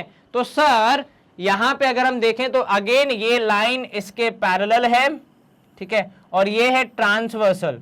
तो sum of interior opposite angles would be 180 degree. उसका यूज करके हम x की वैल्यू पता कर सकते हैं। चलिए तो उसका यूज करें हम लोग। y की वैल्यू हमने निकाल दी, बस अब x एक बार कंफर्म कर लें तो हम बोलेंगे फिर से कि PQ is parallel to SR, comma यहां पे आप लिखोगे QR इज ट्रांसवर्सल। अब की बार, पिछली बार कुछ और था ट्रांसवर्सल, इस बार कुछ और है। इसमें आप क्या करोगे, यहां पे आप angle PQR plus angle QRS जिसकी वैल्यू हम पहले ही ज्ञात कर चुके हैं, इन दोनों को जोड़ने पे 180 डिग्री आएगा बिकॉज ऑफ कौन सी प्रॉपर्टी सर? ये है interior angles on the same side of transversal are supplementary, उस कैटेगरी के, उस रीजनिंग के तहत। चलिए PQR की वैल्यू पूरी है x प्लस 28 प्लस QRS की वैल्यू हमने निकाली थी 115 डिग्री, जोड़ दो आपको आपका आंसर मिल जाएगा यहाँ पे। तो सर x की वैल्यू आएगी, माइनस करेंगे हम यहाँ पे तो 180 माइनस 143 के ऐड करने पे इतना ही आएगा। तो x की वैल्यू आएगी कितनी सर? 10 में से तो यहाँ पे जाएगा 37 डिग्री। Option A. देखो y का हमने पहले ही कंफर्म कर दिया था कि a होगा, पर फिर भी डबल श्योर होने के लिए कई बार एग्जाम में 53 रिपीट भी हो सकता है। हमने x भी निकाल लिया, दोनों की वैल्यू आई 37 एंड 53 जो कि हमारे ऑप्शन ए से हूबहू मैच खाती है। करेक्ट, कोई दिक्कत तो नहीं? कंप्यूटर जी प्लीज वेरीफाई कर दीजिए। उनका जवाब भी है भैया ऑप्शन ए, तो मतलब कोई समस्या की बात ही नहीं है। चलिए स्क्रीन क्लियर। अगला प्रश्न है यहाँ पे, the vertical angles of two isosceles triangles are equal. Sir vertical angles का क्या मतलब होता है, पहले थोड़ा ये समझा दीजिए। बिल्कुल देखो, वर्टिकल एंगल्स का बिल्कुल मतलब होता है कि जैसे एक आपका आइसोसेलेस ट्राइंगल है मान लो, ठीक है, उसमें वह एंगल जो किसी के बराबर नहीं है। देखो ये वाला एंगल इसके बराबर हो गया, फेयर इनफ, लेकिन ये जो एंगल बचा हुआ है इसे आप कहते हो वर्टिकल एंगल। ऐसे ही एक दूसरा मान लीजिए कोई बड़ा सा आइसोसेलेस ट्राइंगल है, उसका और इसका वर्टिकल एंगल सेम है, तो जो वैल्यू इसकी है वही वैल्यू इसकी है। दैट ऑल्सो टेल्स यू कि जो एंगल्स बराबर हैं वो भी यहां बराबर होंगे। सर वो कैसे पता आपको? तो मालिक देखो, वर्टिकल एंगल बराबर मतलब 180 में से उतनी ही वैल्यू माइनस होगी, तो जो आंसर आएगा वो भी बराबर आएगा। फिर उस आंसर को जब आप दो बराबर पार्ट्स में डिवाइड करेंगे तो वो बराबर पार्ट्स भी तो इक्वल आएंगे। समझे कि नहीं समझे? वही यहां पे करना है, ठीक है। तो इसीलिए वर्टिकल एंगल बराबर होने का सीधा सीधा मतलब है भैया कि दोनों ट्राइंगल्स सिमिलर हैं। तो आप बेसिकली ये ना लिख के कि भैया ट्राइंगल सिमिलर हैं, सवाल बनाने वाले ने घुमाने के लिए लिख दिया कि भैया वर्टिकल एंगल्स बराबर है। अब खुद जो भी अनुमान लगाना है लगा लो। अब जिस व्यक्ति का दिमाग चल रहा होगा वहां पे कि वर्टिकल एंगल किसे बोलते हैं, उनके बराबर होने से क्या नतीजा निकलेगा, उससे तो सवाल बन जाएगा। पर जिस व्यक्ति को यह क्लिक नहीं होगा उसको फिर समस्या आएगी। तो ध्यान रखें, ऐसी गलती, ऐसे स्टेटमेंट आपको घुमाने के लिए दिए जाते हैं। आप पूरे तरीके से प्रैक्टिकली सोच के फिर अपना आंसर मार्क करें, आपकी गलती कभी नहीं होगी। Their corresponding altitudes are in ratio of 4:9। अब एरिया का रेशियो निकालना। देखो यहाँ पे अगर कोई व्यक्ति गैस भी करना चाहे तो वो यही गैस करेगा कि भैया अल्टीट्यूड का रेशियो दिया, एरिया का निकालना है। बहुत सिंपल सा फंडा है कि जो भी अल्टीट्यूड का रेशियो है वही उसका स्क्वायर हो जाएगा एरिया का रेशियो। तो area ratio would be equal to what? Would be equal to altitude के रेशियो का स्क्वायर। तो 4/9 का स्क्वायर, 4/9 का स्क्वायर कितना हो जाएगा सर? 4 का स्क्वायर 16, 9 का स्क्वायर 81।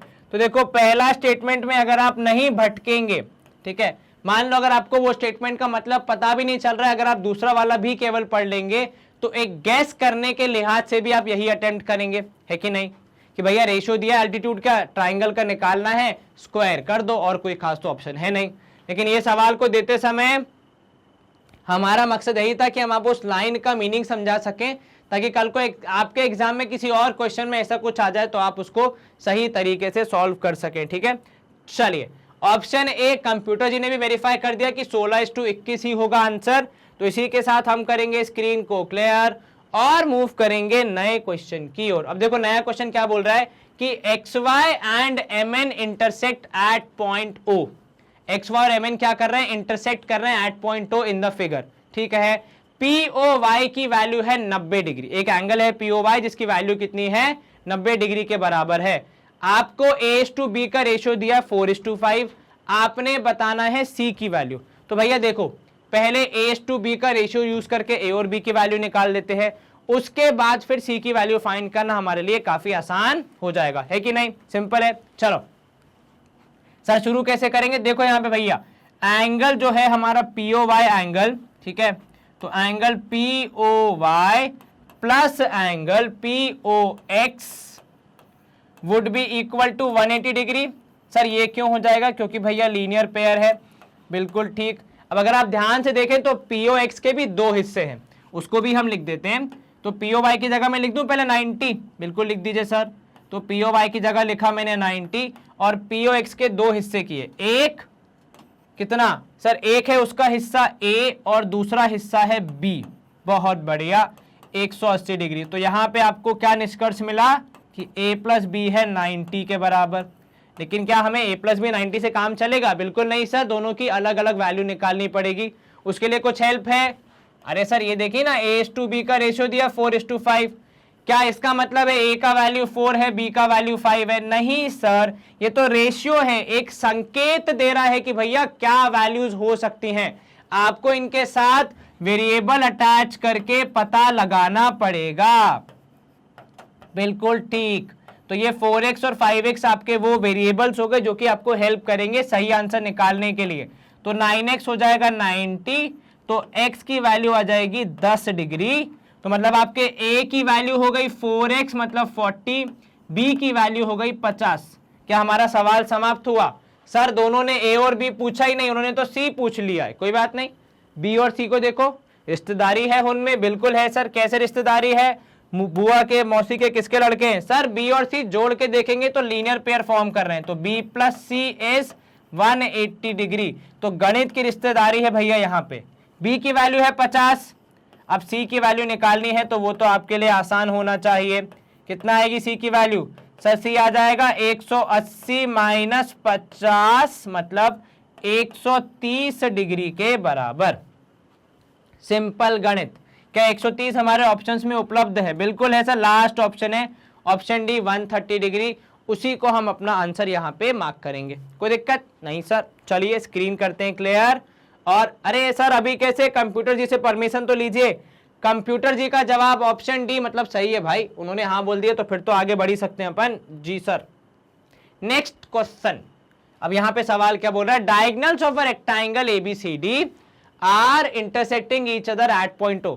अब यहाँ पे जो सवाल है ये मैथ्स में ट्राइंगल्स का कम और रेक्टेंगल की प्रॉपर्टीज का टेस्ट ज्यादा है। आपको रेक्टेंगल्स की सारी प्रॉपर्टीज याद होनी चाहिए, तभी आप इस सवाल को आसानी से निपटा पाएंगे। चलिए, if BOC is equal to 44 degree AOD की वैल्यू बतानी है। सबसे पहले मुझे ये बताओ रेक्टेंगल में क्या स्पेशल होता है as far as diagonals are concerned? तो sir diagonals of rectangle are always equal, ठीक है। इसका मतलब अगर हम गणित की भाषा में लिखें, ये तो हमने अंग्रेजी में लिखा, तो गणित की भाषा में सर AC बराबर होगा BD के, ठीक है। इसको मैं ऐसे लिख दूं कि हाफ ऑफ AC बराबर होगा हाफ ऑफ BD के, बिल्कुल। लेकिन सर AC और BD का हाफ कहां होगा हमें कैसे पता?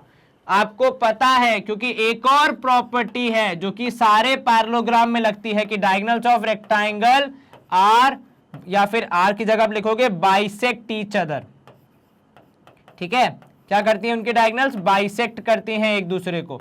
चलिए, अब बाइसेक्ट करती हैं इसका मतलब क्या है कि सर इसके जो हाफ हिस्से होंगे वो भी बराबर होंगे, तो OA बराबर हो जाएगा OB के। और ये जो पिछले 2 मिनट में मैंने पूरी मेहनत की उसका मतलब सिर्फ इतना था कि मुझे OA बराबर OB को यूज करना था, अन्यथा मुझे मेरा सवाल सॉल्व करने में थोड़ी दिक्कत आती। एंगल आपको कौन सा निकालना है? OAD निकालना है, मतलब एंगल 3 निकालना है। वो कैसे निकालोगे? तो सर पहले 1 और 2 निकाल लेते हैं, उससे 3 मिल जाएगा। अब यहां पे अगर आप देखोगे OA बराबर OB है, मतलब उनके सामने वाले एंगल दैट इज 1 और 2 दोनों बराबर होंगे, क्योंकि सर अगर साइड्स बराबर हैं तो अपोजिट एंगल्स भी बराबर होते हैं। तो इस पूरी कहानी का सार जो अब तक हमने किया उसका सिर्फ इतना ही मतलब था कि सर 1 और 2 बराबर होंगे। अब अगर 1 और 2 बराबर हैं तो वो क्या हमारी हेल्प करेंगे सवाल का जवाब निकालने में? बिल्कुल करेंगे सर। कैसे? सर पहले तो angle BOC plus angle AOB दोनों को जोड़ने पे 180 डिग्री आएगा। क्यों भैया? क्योंकि ये दोनों फॉर्म कर रहे हैं लीनियर पेयर। ठीक है, अब लीनियर पेयर का मतलब क्या होता है सर? इन दोनों को जोड़ने पे 180 डिग्री।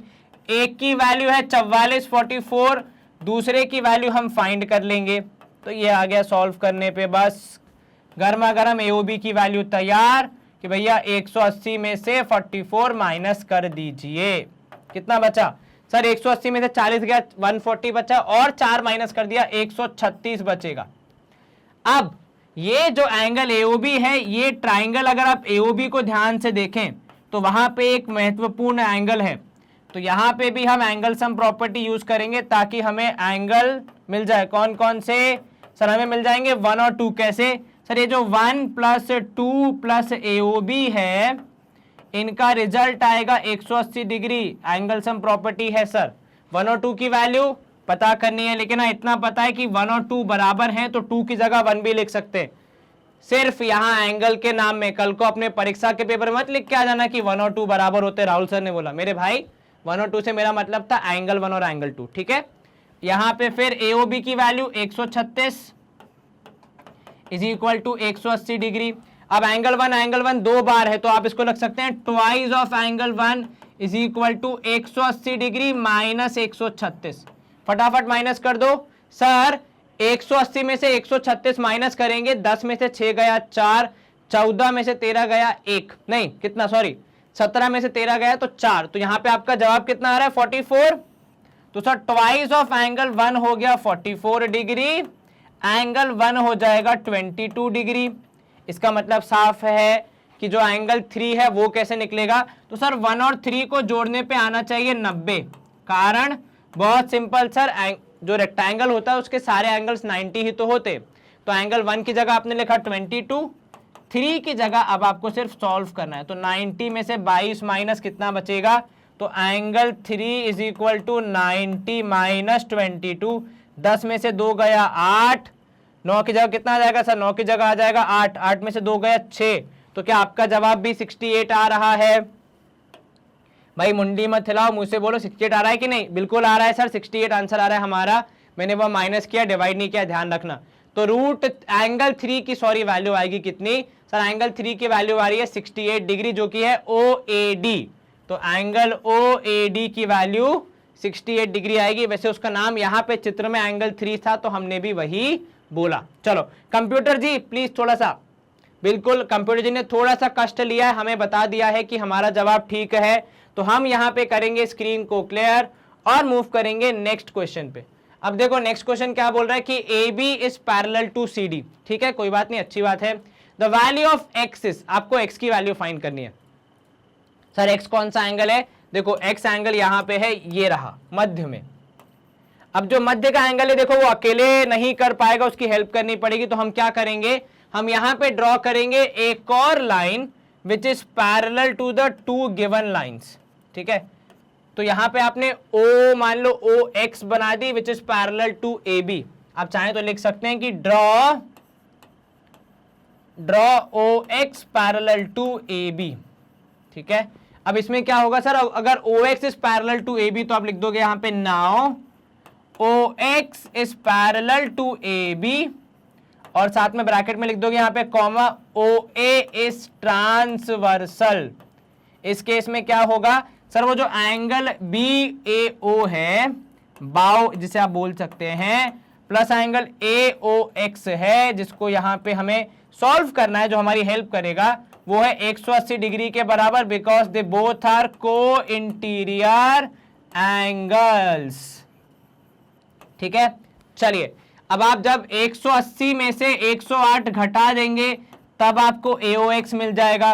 तो ये तो केवल फटाफट करने वाली बात है। तो भैया एंगल AOX की वैल्यू आ गई 72 डिग्री। कहीं लिख के रख लो भैया, भूल मत जाना। एंगल AOX की वैल्यू कितनी सर, 72 डिग्री। तो AOX is equal to 72 degree. ठीक है, उसके बाद फिर आपको निकालना है दूसरा वाला एंगल, क्योंकि ये तो ऊपर वाला हिस्सा है ना, नीचे वाला हिस्सा तो अभी बाकी है। चलो ठीक है, फटाफट यहाँ पे हम दूसरा वाला हिस्सा निकालते हैं, क्योंकि अभी तो और बहुत सारे क्वेश्चन सॉल्व करने, टाइम कम है अपने पास, है ना। चलो, AOX की वैल्यू 72 डिग्री।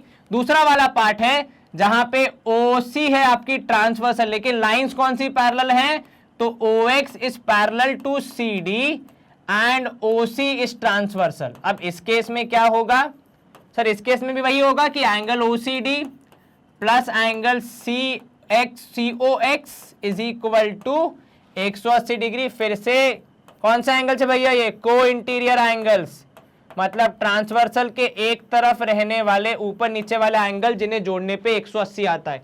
एक की वैल्यू 120, दूसरे की वैल्यू x, दोनों को जोड़ के 180। तो x की वैल्यू तो अब बच्चा भी बता देगा कितनी होगी सर, COX है, यहाँ पे केवल x नहीं है, तो COX की वैल्यू हो जाएगी 60 डिग्री।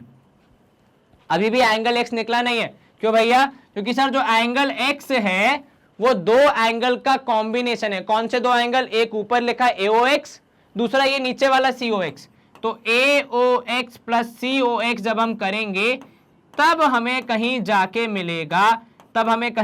मिलेगा, हमारा एंगल x। तो 72 डिग्री प्लस 60 डिग्री जोड़ दिया आपने यहाँ पे, 2 6 और 7 हो जाएगा 13, 132 डिग्री आना चाहिए हमारा आंसर। क्या इन चारों में से कोई भी ऑप्शन हमारा आंसर है? नहीं सर। तो फिर मतलब तीनों में से कोई आंसर है क्या? नहीं। दुनिया का best answer none of this. जब कुछ भी समझना है तो ये मार्क कर दो, लेकिन एग्जाम में कई बार घबराहट भी होती है कि सर हमारा आंसर तो नहीं आ रहा है, नन ऑफ दिस आ रहा है। तो डरने की बात नहीं है, एक बार दोबारा चेक कर लो। अगर कुछ गलती दिख रही है वेल एंड गुड, नहीं दिख रही है तो भैया पक्का मतलब आपने सही किया। हैव कॉन्फिडेंस एंड मार्क करते हुए आगे बढ़ जाना, ठीक है। चलिए कंप्यूटर जी प्लीज आप हमारा थोड़ा जो ये डर है कि आंसर सही है कि नहीं उसे वेरीफाई कर दीजिए। कंप्यूटर जी का आंसर क्या आ रहा है? उनका जवाब भी है option D, none of this. तो मतलब हमने सही सॉल्व किया, ठीक है। चलिए स्क्रीन करेंगे हम यहाँ पे क्लियर एंड मूव करेंगे नेक्स्ट क्वेश्चन की तरफ। चलिए नया क्वेश्चन हमारी स्क्रीन पे आ गया है कि perimeter of a right angle triangle. एक राइट एंगल ट्रायंगल का पेरीमीटर दिया है, अर्थात तीनों साइड्स को जोड़ने पे कितना आएगा? 24। तो अगर मैं लिख दूं यहां पे तो आप लिख सकते हैं a plus b plus c is equal to कितना? 24 centimetre. If it's hypotenuse is 10 centimetre then what is then area of this triangle. चलिए आपको बोल दिया कि यदि हाइपोटेन्यूज है 10, तो यदि हाइपोटेन्यूज है 10 तो आपको एरिया बताना है। अब यहां पे ध्यान दें, हम एक काम करते हैं, जो C है उसको हाइपोटेन्यूज के लिए यूज कर लेते हैं। तो C की वैल्यू बोल देंगे 10। इसका मतलब ऊपर से आपको मिल जाएगा कि a plus b is equal to 14। अब अगर आप इसको यहां पे इमेजिन करें, जितने पाइथागोरियन ट्रिपलेट्स आपको याद हैं उसमें से एक ट्रिपलेट है 6 और 8, जिसको जोड़ने पे आ जाता है 14, ठीक है। लेकिन सर ये तो हमें याद था इसलिए आपने बोल दिया कि 6 और 8 होगा, पर what if you don't remember the values, अगर हमें वैल्यूज याद ना हो तो देखो एक काम करो, एक को मान लोगे अगर a, तो दूसरी b की वैल्यू कितनी हो जाएगी? सर b की वैल्यू हो जाएगी 14 माइनस a, ठीक है। तो आपकी जो तीन साइड्स होंगी उसमें से एक की वैल्यू हो जाएगी 10, एक की वैल्यू हो जाएगी a, और तीसरी वाली की वैल्यू हो जाएगी 14 माइनस a। अब आपको क्या करना है? इक्वेशन का यूज करना है और अपना आंसर बताना है आसानी से। चलिए इक्वेशन कौन सी यूज होगी? तो सर पाइथागोरस थ्योरम का यूज करके हम इक्वेशन बनाएंगे। तो यहाँ पे पाइथागोरस थ्योरम का इस्तेमाल, अगर ये तो चलो 6 8 तो मैंने आंसर बता दिया बिकॉज आपको ट्रिपलेट याद होना चाहिए, पर अगर याद नहीं है तो कंप्लीट प्रोसेस कैसा होगा वो मैं आपको यहाँ पे समझा रहा हूँ, ठीक है। चलिए, पाइथागोरस थ्योरम के हिसाब से a square plus 14 minus a का whole square is equal to 10 square हो जाएगा, ठीक है। ए स्क्वायर मतलब यहाँ पे ए स्क्वायर ही रहेगा, 14 माइनस ए का होल स्क्वायर मतलब 196 plus a square minus 28 a is equal to 100। Equation को आप पूरा सॉल्व करेंगे तो 2a square plus minus 28a plus 196 minus 100 should be equal to 0। आपकी final equation 2a square minus 28a plus 96 should be equal to 0, जो कि सब 2 के मल्टीपल हैं तो आप 2 कॉमन ले सकते हैं, अंदर बचेगा a स्क्वायर माइनस कितना 14a plus 48 should be equal to 0। आपकी इक्वेशन क्या बच गई? a square minus 14a plus 48 is equal to 0। अब हमने क्या करना है? हमने मेहनत करनी है कि हम इस इक्वेशन के सॉल्यूशन निकाल पाएं, क्योंकि वही हमें a और b की वैल्यू बताएंगे। चलिए इसको मैं क्लीन कर दूं, क्योंकि ये तो आपको समझ आ गया होगा कि किस तरीके से आपने यहाँ पे पाइथागोरस थ्योरम को यूज किया। फिर भी अगर आपको स्क्रीनशॉट लेना है तो 1 मिनट में थोड़ा सा पीछे करके साइड हट जाता हूं। भाई काफी लोग शिकायत करते हैं कि सर स्क्रीनशॉट लेने का टाइम दीजिए, ये लीजिए स्क्रीनशॉट टाइम, ठीक है। चलो अब यहाँ पे तो हम एक काम करते हैं, इसको हटा के अपने आगे की चीजों को सॉल्व करने का प्रयास करेंगे। तो हमारी फाइनल इक्वेशन आ रही है ए स्क्वायर माइनस 14a प्लस 48। लिखते ही काम पे लग जाओ। तो काम क्या होगा सर? ऐसे दो नंबर्स ढूंढने हैं जिनको मल्टीप्लाई करने पे 48 आना चाहिए और ऐड सब्ट्रैक्ट करने पे 14। तो a square minus 6a minus 8a plus 48 is equal to 0। आपने इन दोनों में से a कॉमन लिया तो a माइनस 6, यहां से माइनस 8 कॉमन लिया तो a minus 6 is equal to 0। आप a minus 6 into a minus 8 को अपना आंसर बना सकते हैं। तो a की वैल्यू या तो 6 आएगी या फिर 8 आएगी, और यही पेयरिंग चलेगी। अगर आपने a की वैल्यू 6 ली तो b की वैल्यू ऑटोमेटिकली 88 हो जाएगी, और अगर आपने 8 ली तो b की वैल्यू 6 हो जाएगी, क्योंकि 14 माइनस a करना है आपने। तो अगर ये 8 हो गया तो ये 6 बन जाएगा, अगर ये 6 बन गया तो फिर ये 8 बन जाएगा, ठीक है। Anything you can take. चलिए सर क्या उससे हमारे एरिया पे फर्क पड़ेगा? बिल्कुल नहीं, दोनों ही केसेस में एरिया सेम आएगा, क्योंकि इन दी एंड आपने 6 इंटू 8 ही करना है। तो 6 इंटू 8 करो या 8 इंटू 6 करो, आंसर तो 48 ही आएगा, ठीक है। एरिया निकालने के लिए आपको करना पड़ेगा half into base into height. तो बेस है यहाँ पे कितना 6 मान लेते हैं बेस, तो हाइट हो जाएगी 8। सॉल्व करोगे तो ये हो जाएगा 2 और 3 8 या 24 स्क्वायर सेंटीमीटर स्क्वायर। तो मतलब ऑप्शन ए हमारा आंसर होगा। अगर आप इसको बेस को 8 लेते हैं तो हाइट आपकी 6 हो जाएगी, क्योंकि देखो रेसिप्रोकल चल रहा है 8 6 6 8, ठीक है।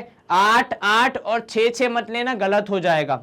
6 और 8 की हमेशा पेयरिंग चलेगी, एक बेस होगा दूसरा हाइट होगा, ठीक है। तो ऑप्शन ए 24 सेंटीमीटर स्क्वायर हमारा आंसर था। एक बार कंप्यूटर जी से और पूछ ले तो उनका जवाब क्या है? उनका जवाब भी है 24। अच्छा, अगर कुछ लोग सोच रहे हैं कि सर जितना पेरीमीटर है उतना ही हो जाएगा आपका एरिया, मतलब उसका सेंटीमीटर स्क्वायर वर्जन, तो ऐसा कोई रूल नहीं है भैया, ऐसी कोई शॉर्ट ट्रिक मैं तो सपोर्ट नहीं करता। यहां पे हो सकता है कोइंसिडेंटली दोनों वैल्यू सेम आ रही हो, कृपया ऐसे कोई गोल्डन रूल न माने, ठीक है। मेरा स्ट्रिक्ट आपसे निवेदन है। चलिए ये वाला क्वेश्चन समाप्त हो गया। अगला प्रश्न है, if an angle is 5 times its supplementary angle then the angle is. चलो आपने यहां पे लिखा ओरिजिनल एंगल, ठीक है, वो कितना होगा सर? ओरिजिनल एंगल को हम x बोलेंगे, वेरी गुड। तो बताओ फिर सप्लीमेंट्री एंगल क्या होगा?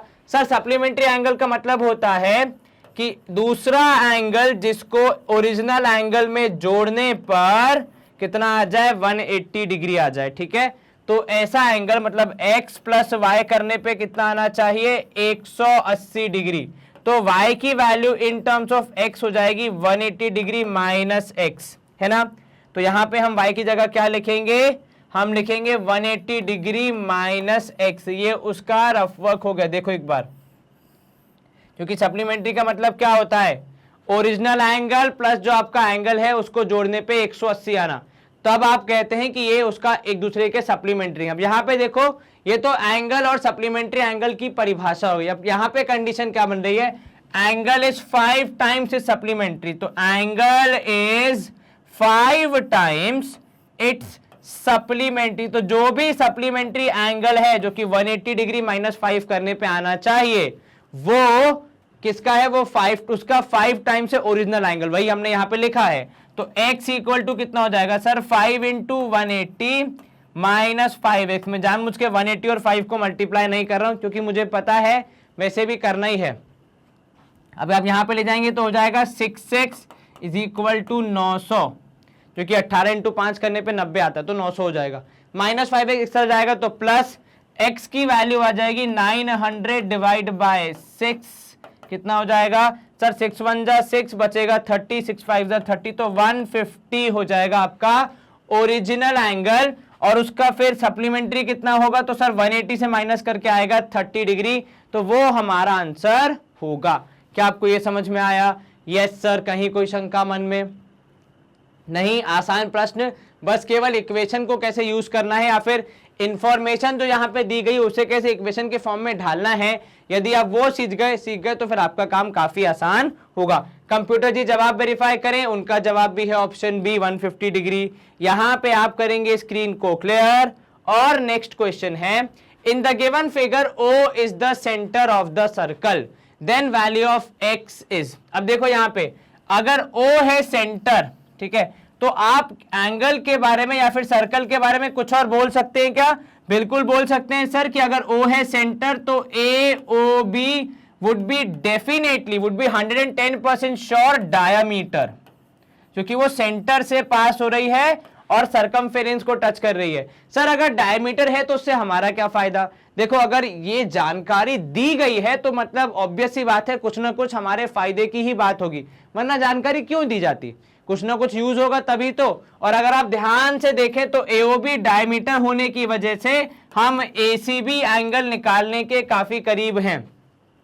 कैसे सर? अगर एओबी डायमीटर है तो एसीबी पक्का 90 डिग्री होगा, because it is an angle in semi circle. क्या है वो? Angle in semi circle. चलिए अब अगर ये हो जाएगा, एसीबी 90 हो जाएगा, तो मैं यहां से एसीबी के दो हिस्से करूंगा, एक एसीओ जो कि मुझे पता नहीं है, दूसरा बीसीओ जो कि सवाल में दिया है कि वो एक कितने 70 डिग्री के बराबर है। ठीक है, तो एसीबी की जगह 90, एसीओ मुझे फाइंड करना है ना, और बीसीओ मतलब 70 डिग्री। अब आप सॉल्व करेंगे, माइनस करेंगे तो 90 degree minus 70 degree is equal to angle ACO. 90 में से 70 गया, 20 बचेगा, तो 20 is the value of ACO, जो कि आपका है यहां पे ऑप्शन सी।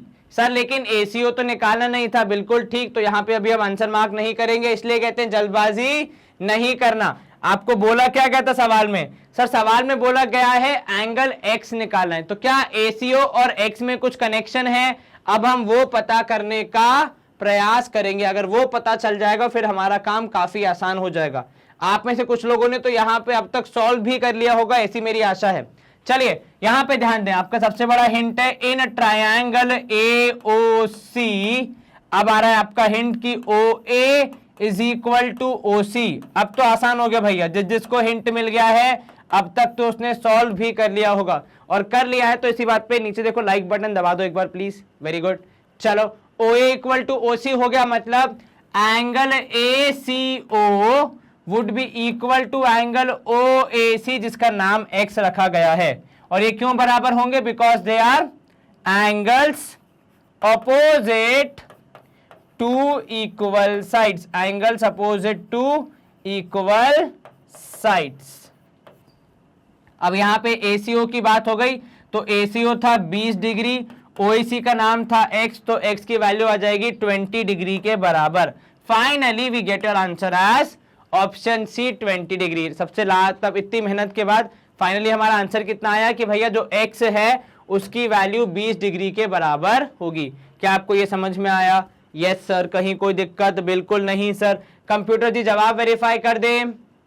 उनका जवाब भी है ऑप्शन सी, हमारा जवाब भी था ऑप्शन सी। स्क्रीन करेंगे हम क्लियर। नया क्वेश्चन है यहाँ पे, if ABC is an obtuse angle triangle in which angle C is 110 degree, then which of the following is true. तो यहाँ पे आपको जो inequality of the sides of a triangle होती है इन रिस्पेक्ट टू एंगल्स, मतलब angle के बड़ा छोटा होने पे कैसे हमारी साइड्स होती है, उस पे चर्चा करनी है। ठीक है, चलिए सबसे पहले तो मैं एंगल सी बना रहा हूं 110 डिग्री लगभग, मतलब इमेजिन कर दे रहा हूं, एग्जैक्टली मेजर करके तो नहीं बना सकते। चलो देखो, एक ये बन गया आपका बेस। अब 100 एग्जैक्टली 90 डिग्री तो यहां पे आएगा सीधे, तो इसको थोड़ा ज्यादा बनाना है तो यहां कर देते हैं। ठीक है, तो ये हो जाएगा एंगल सी, और इनका नाम होगा, एक का नाम ए, दूसरे का नाम बी। दोनों के बारे में और कोई जानकारी नहीं है। अब देखो कंपेयर किसको करना है, सारे में ए बी और ए सी को। तो जरा ए बी और ए सी के सामने वाले एंगल्स की चर्चा कर लेते हैं। तो ये हो गया एंगल सी, और ए बी के सामने वाला एंगल हो गया, और दूसरा ए सी के सामने, तो ए सी के सामने वाला एंगल हो गया इधर। अब एंगल बी और एंगल सी की चर्चा करनी है। सर एंगल बी जो होगा वो हमेशा एंगल सी से छोटा होगा। आपको कैसे पता? या फिर आप ऐसा भी लिख सकते हैं कि जो एंगल सी होगा वो हमेशा ही एंगल बी से बड़ा होगा। सर आपको कैसे पता? क्योंकि देखो, अगर ऑब्ट्यूज एंगल ट्राइंगल है तो एक ही एंगल होगा ना ऑब्ट्यूज, दोनों हो जाएंगे तो वो 180 के पार निकल जाएगा, तो ट्राइंगल तो बन ही नहीं पाएगा। तो अगर कोई ऑब्ट्यूज एंगल ट्राइंगल है तो उसमें एग्जैक्टली एक होता है ऑब्ट्यूज एंगल, बाकी दोनों को has to be acute angles. ठीक है, वरना तो वो ट्राइंगल संपन्न ही नहीं हो पाएगा, बन ही नहीं पाएगा। अब अगर एंगल सी एंगल बी से बड़ा है तो एंगल सी के ठीक सामने वाली side that is A B would be greater than A C. क्या आपको ये समझ में आया? Yes sir. तो यहां पे आपका ए बी बड़ा है ए सी से, वो ऑप्शन सी में दिख रहा है। ऑप्शन बी और ए हो जाता है रिजेक्ट, बिकॉज उनके एंगल छोटे हैं। अगर आप ऑप्शन डी भी एक बार चेक करना चाहें तो वहां ए बी और बी सी है, बी सी साइड के सामने वाला एंगल भी ए बी के सामने वाला एंगल से छोटा है, तो मतलब ये भी क्या हो जाएगा, रॉन्ग ही हो जाएगा। इसलिए कुल मिला के option C A B is greater than A C हमारा सही जवाब होना चाहिए। क्या आपको ये समझ में आया? कहीं कोई दिक्कत मन में, कोई परेशानी नहीं? चलिए बहुत बढ़िया। स्क्रीन क्लियर करने से पहले कंप्यूटर जी जवाब वेरीफाई कर दें। तो कंप्यूटर जी का जवाब भी है ऑप्शन सी, हमारा जवाब भी ऑप्शन सी। हमने किया स्क्रीन को क्लियर। नेक्स्ट क्वेश्चन है हमारा, the radii of two circles with centre A and B are 11 and 6 centimetre respectively. ठीक है, दो सर्कल्स हैं, दोनों का आपको अलग अलग रेडियस दिया गया है। अब देखते हैं सवाल में और क्या बोल रहा है। 11 सेंटीमीटर है यहाँ पे और 6 centimetre. If P Q is the common tangent to the circles, ठीक है, and A B is 13 centimetre, the length of P Q is. अब देखो यहाँ पे क्या बोल रहा है, जो ये ए और बी है ना, ये सेंटर हैं और इनके बीच की दूरी है 13 सेंटीमीटर। तो अगर आप ध्यान से देखें तो हमारा चित्र कैसा बनेगा, तो ये है मान लो हमारा 13 सेंटीमीटर तक की दूरी। एक का रेडियस है 11, दूसरे का रेडियस है 6, तो मान लो इसका रेडियस है 11 और दूसरे का रेडियस छोटा रहेगा थोड़ा सा। एक काम करते हैं, दोबारा बनाते हैं ताकि हम थोड़ा सर्कल वगैरह भी बना सकें। ये रहा 1 और ये 11 की दूरी। चलिए, तो यहाँ पे आपने 6 सेंटीमीटर का सर्कल बनाया, वेरी गुड। थोड़ा और अगर उसको अच्छा शेप दें तो ये रहा आपका 6 सेंटीमीटर का सर्कल, और यहाँ पे आपका बनेगा 11 सेंटीमीटर का सर्कल। ठीक है, इन दोनों के बीच की दूरी वैसे तो 13 थी, पर 11 इधर से लेकर है रेडियस के रूप में और 6 इधर से है, तो बीच का कितना बच गया सर? बीच का 2 बच जाएगा। ध्यान से देखो, 11 6 हो जाएगा कितना, नहीं 11 इसका है, 6 इसका है। Okay sorry, A B is 13, तो कुछ ना कुछ ओवरलैप तो होगा ही होगा, है ना। The radius of two circle with centre A and B have 11 and 6 में थोड़ा अलग अलग नहीं होगा, ओवरलैप करना पड़ेगा हमें यहाँ पे, क्योंकि सर्कल्स थोड़े से छोटे बन रहे हैं। मतलब 11 और 6 मिला के 13 से ऊपर हो जाएगा, तो ओवरलैप तो करना ही पड़ेगा। तो ये रहा आपका मान लो 11, नहीं तो बहुत बड़ा हो गया, ये रहा 11 वाला सर्कल और इधर पे होगा 6 वाला सर्कल। ठीक है, थोड़ा शेप अच्छा कर देते हैं, इधर होगा 6 वाला सर्कल। चलिए, इनकी जो कॉमन टैंजेंट है उसकी लेंथ निकालनी है। PQ is the common tangent, तो PQ is the common tangent, ये रही आपकी PQ। ठीक है, आपको क्या पता लगाना है कि इसकी लेंथ कितनी होगी, गिवन दैट आपके दोनों सर्कल का रेडियस, एक का है 11 दूसरे का है 6। ठीक है, तो इस पॉइंट से लेकर इस पॉइंट तक, कहां तक अगर आप हाईलाइट करना चाहें तो इस पॉइंट से लेकर इस पॉइंट तक 11 है और इधर से लेकर इधर तक है 6। हालांकि वहां पे छोटा जा रहा है क्योंकि स्पेस कम थी। चलो, इसको आप कैसे बनाएंगे, कैसे सॉल्व करेंगे? सर सबसे पहले तो हम कुछ परपेंडिकुलर ड्रॉ कर लें, क्योंकि रेडियस से हमेशा परपेंडिकुलर होती है टैंजेंट। ठीक है, वेरी गुड। चलिए, ये भी आपने परपेंडिकुलर अज्यूम कर ली। अब अगर दोनों एंगल्स यहाँ पे परपेंडिकुलर हैं, ठीक है, तो क्या हम यहाँ पे टिप्पणी कर सकते हैं कि ये जो हमारा फिगर बना है इसका कुछ स्पेसिफिक शेप होगा? Will it be a trapezium, will it be a parallelogram और रेक्टेंगल? आपका क्या कहना है? तो देखो 11 और 6 है तो सर पैरेललोग्राम में रेक्टेंगल तो हो नहीं सकता। बाकी अगर हम देखें तो yes they look parallel, but लंबाई सेम होगी ऐसी कोई गारंटी तो नहीं है। और हाँ, इन दोनों पॉइंट्स के बीच की दूरी है 13 सेंटीमीटर। ठीक है, तो ये भी हमारे कहीं ना कहीं काम तो आएगी ही। बिल्कुल ठीक। कहां से शुरू करें? सर अगर ये 11 है तो ये भी 11 होगा और ये 6 है तो इधर का भी 6 होगा। अगर आप यहाँ पे कनेक्टिंग लाइंस बनाना चाहें तो उनकी लंबाई पता होनी चाहिए, है कि नहीं? तभी तो काम आएगा। जैसे फॉर एग्जाम्पल, अगर आपको इधर से लेंथ पता है पर एंगल 90 डिग्री होना चाहिए, तभी तो आप पाइथागोरस यूज कर पाएंगे, वरना तो फिर हाइपोटेन्यूज निकालने का कोई सेंस ही नहीं है। चलिए, क्या कर सकते हैं इसको हम लोग? अब देखिए यहाँ पे ये डायग्राम बहुत कंफ्यूजिंग हो जाएगा, तो इसलिए मैं इस डायग्राम को हटा के आपके लिए नया डायग्राम बना रहा हूं जिसमें सर्कल्स नहीं होंगे, केवल आपको पूरा आइडिया दिया जाएगा कैसे सवाल को सॉल्व करना है। देखो, सबसे पहले तो जो आपके दोनों सर्कल होंगे ना वो एक ही लाइन पे होंगे, मतलब जो टैंजेंट होगी वो बिल्कुल स्ट्रेट होगी, है ना? और ये दोनों एंगल होंगे 90-90। ये आपका एक रेडियस 6, ये दूसरा रेडियस 11, और उनके जो बीच की लाइन होगी वो होगी यहाँ पे 13, जिसको हमने कहा था दो सेंटर के बीच की लाइन। तो अगर आप इसका एक्चुअल डायग्राम बनाएंगे तो कुछ ऐसा बनेगा। ठीक है, इसमें भी यहाँ पे अगर आप उसी टैंजेंट को यहाँ ड्रॉ करें इस रेडियस के बिल्कुल समक्ष, बिल्कुल सामने, तो आपको समझ में आएगा कि भैया देखो ये जो 11 है इसके दो हिस्से हो गए, ऊपर वाला हिस्सा रह गया 6, नीचे वाला हिस्सा हो गया 5, और क्योंकि ये एंगल 90 है तो ये एंगल भी 90 हो जाएगा। तो यहाँ पे जो ए बी सी है वो बेसिकली क्या बन जाएगा? सर वो बन जाएगा हमारा एक राइट ट्राइंगल। अब आप चाहें तो यहाँ पे सर्कल्स भी ड्रॉ कर सकते हैं, कोई दिक्कत नहीं है, बस खाली ध्यान रखना कि सही से सर्कल बनना चाहिए। आड़ा तिरछा बनेगा तो फिर दिक्कत हो जाएगी। ये देखिए, ये 11 वाला सर्कल हो गया, ये 6 वाला सर्कल हो गया। ठीक है, तो सर्कल मैंने बाद में बनाया क्योंकि सर्कल्स इतने इंपॉर्टेंट नहीं जितना अंदर का डायग्राम था। अब आप आसानी से ये नीचे वाला लेंथ निकालेंगे BC, जिससे आप अपने टैंजेंट की लेंथ निकाल पाएंगे। चलिए, तो आप यहां पे लिखेंगे इन ट्राइंगल ABC। अब आमतौर पे हम लोग क्या करते हैं, जो हमारा दो सेंटर्स के बीच का डिस्टेंस है उसे हमेशा सीधा बनाते, पर यहाँ पे वो थोड़ा सा टेढ़ा बनेगा ताकि आपका डायग्राम करेक्ट एंड नीट बन सके। ठीक है, in triangle ABC BC square plus AC square should be equal to AB square, because of किसकी वजह से? Sir Pythagoras theorem.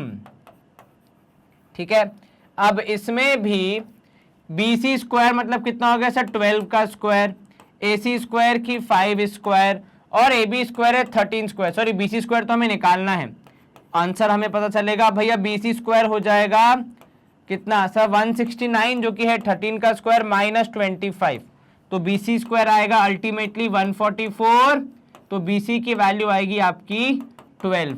इसका मतलब टैंजेंट की लेंथ कितनी है? टैंजेंट की लेंथ PQ की लेंथ कितनी है? तो सर PQ की लेंथ है यहाँ पे हमारे हिसाब से 12 सेंटीमीटर। तो BC is 12, देयरफॉर PQ जो कि एग्जैक्टली अपोजिट है, ऑब्वियसली बात है वो पैरेललोग्राम या फिर रेक्टेंगल होगा, तो ये भी हो जाएगी 12 सेंटीमीटर, जो कि है ऑप्शन B। क्या कोई दिक्कत, कोई शंका, कोई तकलीफ? नहीं सर, आसानी से हमारा ये वाला सवाल यहाँ पे समाप्त हो गया। कंप्यूटर जी से एक बार पूछ लेते हैं भाई उनका जवाब क्या रहा है। तो सर उनका जवाब भी है ऑप्शन बी 12, हमारा जवाब भी था ऑप्शन बी 12। हम करेंगे स्क्रीन को क्लियर एंड मूव करेंगे नेक्स्ट क्वेश्चन पे। अब नेक्स्ट क्वेश्चन क्या बोल रहा है, the chord P Q and R S of a circle are extended to meet at point O. ठीक है, तो पी क्यू और आर एस जो है उनको एक्सटेंड कर दिया गया है, जो दो कॉर्ड्स हैं, तो जो वो ओ पॉइंट पे मिल रही है। ठीक है, अब यहां पे हम इसका डायग्राम ड्रॉ कर लेते हैं। चलिए सबसे पहले क्या बनाओगे सर, एक सर्कल बनाया जाएगा, बिल्कुल ठीक, एक अच्छा सा प्यारा सा सर्कल, उसकी दो कॉर्ड्स कौन कौन सी, P Q and R S. ठीक है, तो मान लो ये पी क्यू बना दी, ये हमने आर एस बना दी। अब अगर हम दोनों को एक्सटेंड कर रहे हैं कुछ इस प्रकार, तो वो दोनों किस पे मिल रही हैं, दोनों मिल रहे हैं ओ पे। ये रहा आपका पी क्यू, ये आ गया, और ये किस पे मिलेंगे, ओ पे मिलेंगे। हमें और थोड़ा टिल्टेड बनाना पड़ेगा इसको, ताकि हम आसानी से इनको मीट करवा पाएं। चलिए ये तो ठीक है, इसको हम ऐसे बना देते हैं, पी क्यू आर एस, ये हो गया। ठीक है, ये हो गया पॉइंट ओ जहां पे दोनों मिल रहे हैं। चलिए अब इसके बाद आप क्या करेंगे, आपको बोला कि यदि पी क्यू की वैल्यू है 6, ठीक है, क्यू ओ क्यू की वैल्यू है कितनी 8, हालांकि दिख कम रही है, एंड ओ एस की वैल्यू है 7, देन आपको बताना है आर एस की वैल्यू कितनी होगी। क्या बताना है आपको, आर एस की वैल्यू कितनी होगी। ठीक है, कैसे हम बताएंगे इसको, सर यहाँ पे एक जो हमें फॉर्मूला बताया गया, क्या हम उसका यूज कर सकते हैं कि जो पूरी टेंजेंट होगी, दैट इज यहाँ पे 6 8 जा कितना हो जाएगा, नहीं 6 + 8 हो जाएगा 14 × 6 शुड बी इक्वल टू कितना सर, x + 7 × 7 या 14 × 8, क्योंकि आपने बाहर वाला हिस्सा लिया है, तो x + 7 × 7 ऐसा कुछ होगा क्या, सोच के बताओ मुझे। और अगर ऐसा है तो आप यहाँ पे सॉल्व करोगे, 7 यहाँ पे आ जाएगा 2, 8 दूनी 16, तो ये हो जाएगा x + 7, सॉल्व करोगे 16 - 7 तो वैल्यू आ जाएगी x की, जो कि हो जाएगी 9 is the value of x, जो कि हमारे हिसाब से आंसर है ऑप्शन बी। क्या आपका जवाब यही आ रहा है, क्या किया आपने सीकेंड के मल्टीप्लिकेशन को दूसरे सीकेंड के मल्टीप्लिकेशन के बराबर कर दिया इन सेम फिक्स्ड पैटर्न। ठीक है, अगर पैटर्न चेंज नहीं कर रहे हो तो फिर आपका जवाब सही आएगा। जैसे यहाँ पे हमने क्या किया, टोटल इंटू बाहर वाला पार्ट, यहाँ भी टोटल इंटू बाहर वाला पार्ट, फिर जो जिससे कैंसिल हो रहा था उसे सॉल्व करके आंसर निकाला कि जो हमारा आर एस है उसकी वैल्यू आएगी 9 सेंटीमीटर। एक बार कंप्यूटर जी से और पूछ लेते उनका जवाब क्या आ रहा है, उनका जवाब भी है 9 सेंटीमीटर, मतलब हमने सही सॉल्व किया है। व्हाट इज द पैटर्न, कि अगर आप पूरी टेंजेंट पूरी सीकेंड ले रहे हैं और बाहर वाला पार्ट ले रहे हैं तो वो होगा दूसरी सीकेंड के पूरी लेंथ और बाहर वाले हिस्से के बराबर। अगर आप अंदर वाला हिस्सा लेते इस तरफ तो उस तरफ भी अंदर वाला पार्ट लिया जाएगा। ठीक है, समझ में आया, यस सर, कहीं कोई दिक्कत तो नहीं, बिल्कुल नहीं सर। चलिए हम एक काम करते हैं, स्क्रीन करेंगे क्लियर, कंप्यूटर जी से पूछ के उन्होंने बताया जवाब 9 ही है। अगला प्रश्न हमारे पास, ABC is a right angle triangle and AD is perpendicular to hypotenuse BC। चलिए देखो ये रहा आपका राइट एंगल ट्राइंगल, जिसका नाम क्या है सर, नाम है ABC, ये बनाया हमने ABC। अब इसमें कुछ एडिशनल तो होगा ही, सिंपल ABC से तो काम नहीं चलेगा भाई, NTC का एग्जाम है। तो ABC में क्या हो रहा है, राइट एंगल लिखा है क्या, नहीं। अब देखो AD is perpendicular to BC, तो लिखा है वहां पे कि हाइपोटेन्यूज BC है, तो आपको वही बनाना पड़ेगा, और A यहाँ पे, तो आप यहाँ पे लिखोगे AD इज परपेंडिकुलर टू कितना BC। अब if AC is equal to 2AB, यदि AC है कितना, AC है 2AB, तो मतलब ये हमारे लिए इंपॉर्टेंट हो गया कि AC upon AB is equal to 2/1 का रेशियो। आपको BC की लेंथ निकालनी है। देखो AC और AB जो हैं उनका लेंथ अगर आपको निकालना है इन टर्म्स ऑफ BD, तो आपके लिए ट्राइंगल कौन कौन से इंपॉर्टेंट है इसका ध्यान रखना हमेशा।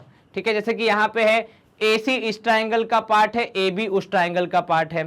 ठीक है, जबकि अगर आप BC और BD को देखें तो भैया BC और BD सेम ही, एक ही उसके या तो ऊपर वाला लेना पड़ेगा या फिर पूरा ट्राइंगल। तो अगर आप पूरा ट्राइंगल ले रहे हैं, यहाँ पे देखो हमने लिया triangle ABD and triangle ABC, इसमें आपका ये वाला रेशियो भी यूज हो जाएगा। दूसरी चीज ये AC BC और BD ये दोनों भी इसमें शामिल हो जाएंगे। अब इन अगर दोनों ट्राइंगल्स को देखा जाए ABD और ABC को, सबसे पहली बात तो D would be equal to A because दोनों है 90 डिग्री, एक आपको ये मिल गया, ठीक है। और दूसरी चीज अगर आपने एंगल B को माना है X, ठीक है, तो वो भी हो जाएगा दोनों में कॉमन, तो आप क्या लिखोगे, angle B is equal to angle B because it is common, ठीक है। चलिए, तो यहां पे अगर आप नाम दे देंगे कि क्या नाम है हमारे सिमिलर ट्राइंगल्स का, तो हमारा काम काफी आसान हो जाएगा।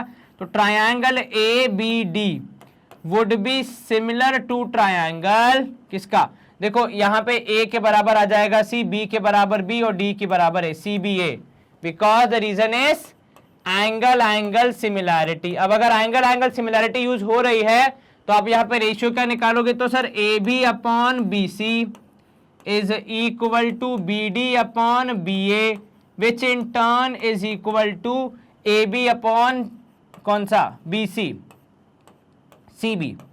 चलिए क्या बोला हमने, नो देखो AB अपॉन BC फिर BD अपॉन BA और लास्ट में AD अपॉन CA हो जाएगा, सॉरी, तो AD अपॉन CA।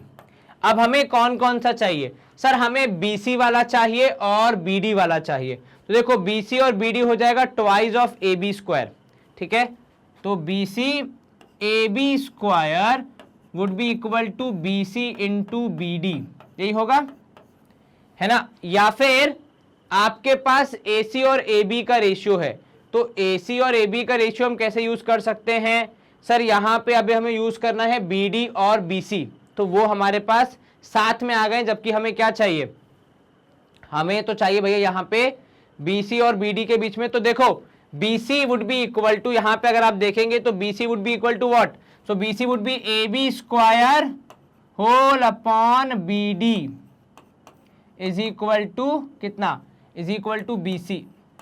तो क्या इनके बीच में कुछ कनेक्शन बन रहा है, कौन किसका कितना टाइम से, जरा देखो सर इनके बीच में कनेक्शन BD, एक मिनट रुको, AB अपॉन BC बिल्कुल ठीक है, BD अपॉन BA बिल्कुल ठीक है, AD अपॉन CA बिल्कुल ठीक है।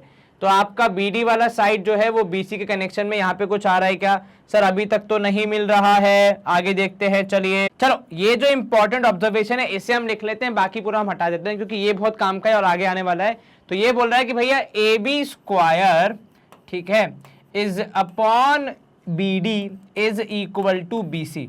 अब मुझे एक बात बताओ, यहाँ पे हमारे पास तीन अलग अलग साइड्स हैं, हम इनको कम करके कम से कम एक या दो पे लेके आए, तो वो कैसे लेके आएंगे, तो वहीं पे आपको हिंट है, आपको दिया गया है AB स्क्वायर, और स्क्वायर आता है तभी जब आदरणीय सम्माननीय पाइथागोरस बाबा को याद किया जाता है, अन्यथा तो स्क्वायर नहीं आता। चलिए, तो भाई स्क्वायर आता है जब पाइथागोरस बाबा को याद किया जाता है, तो इस वाले केस में जो AB स्क्वायर है उसके साथ यदि AC स्क्वायर ऐड कर दिया जाए तो आपको BC स्क्वायर मिल जाएगा।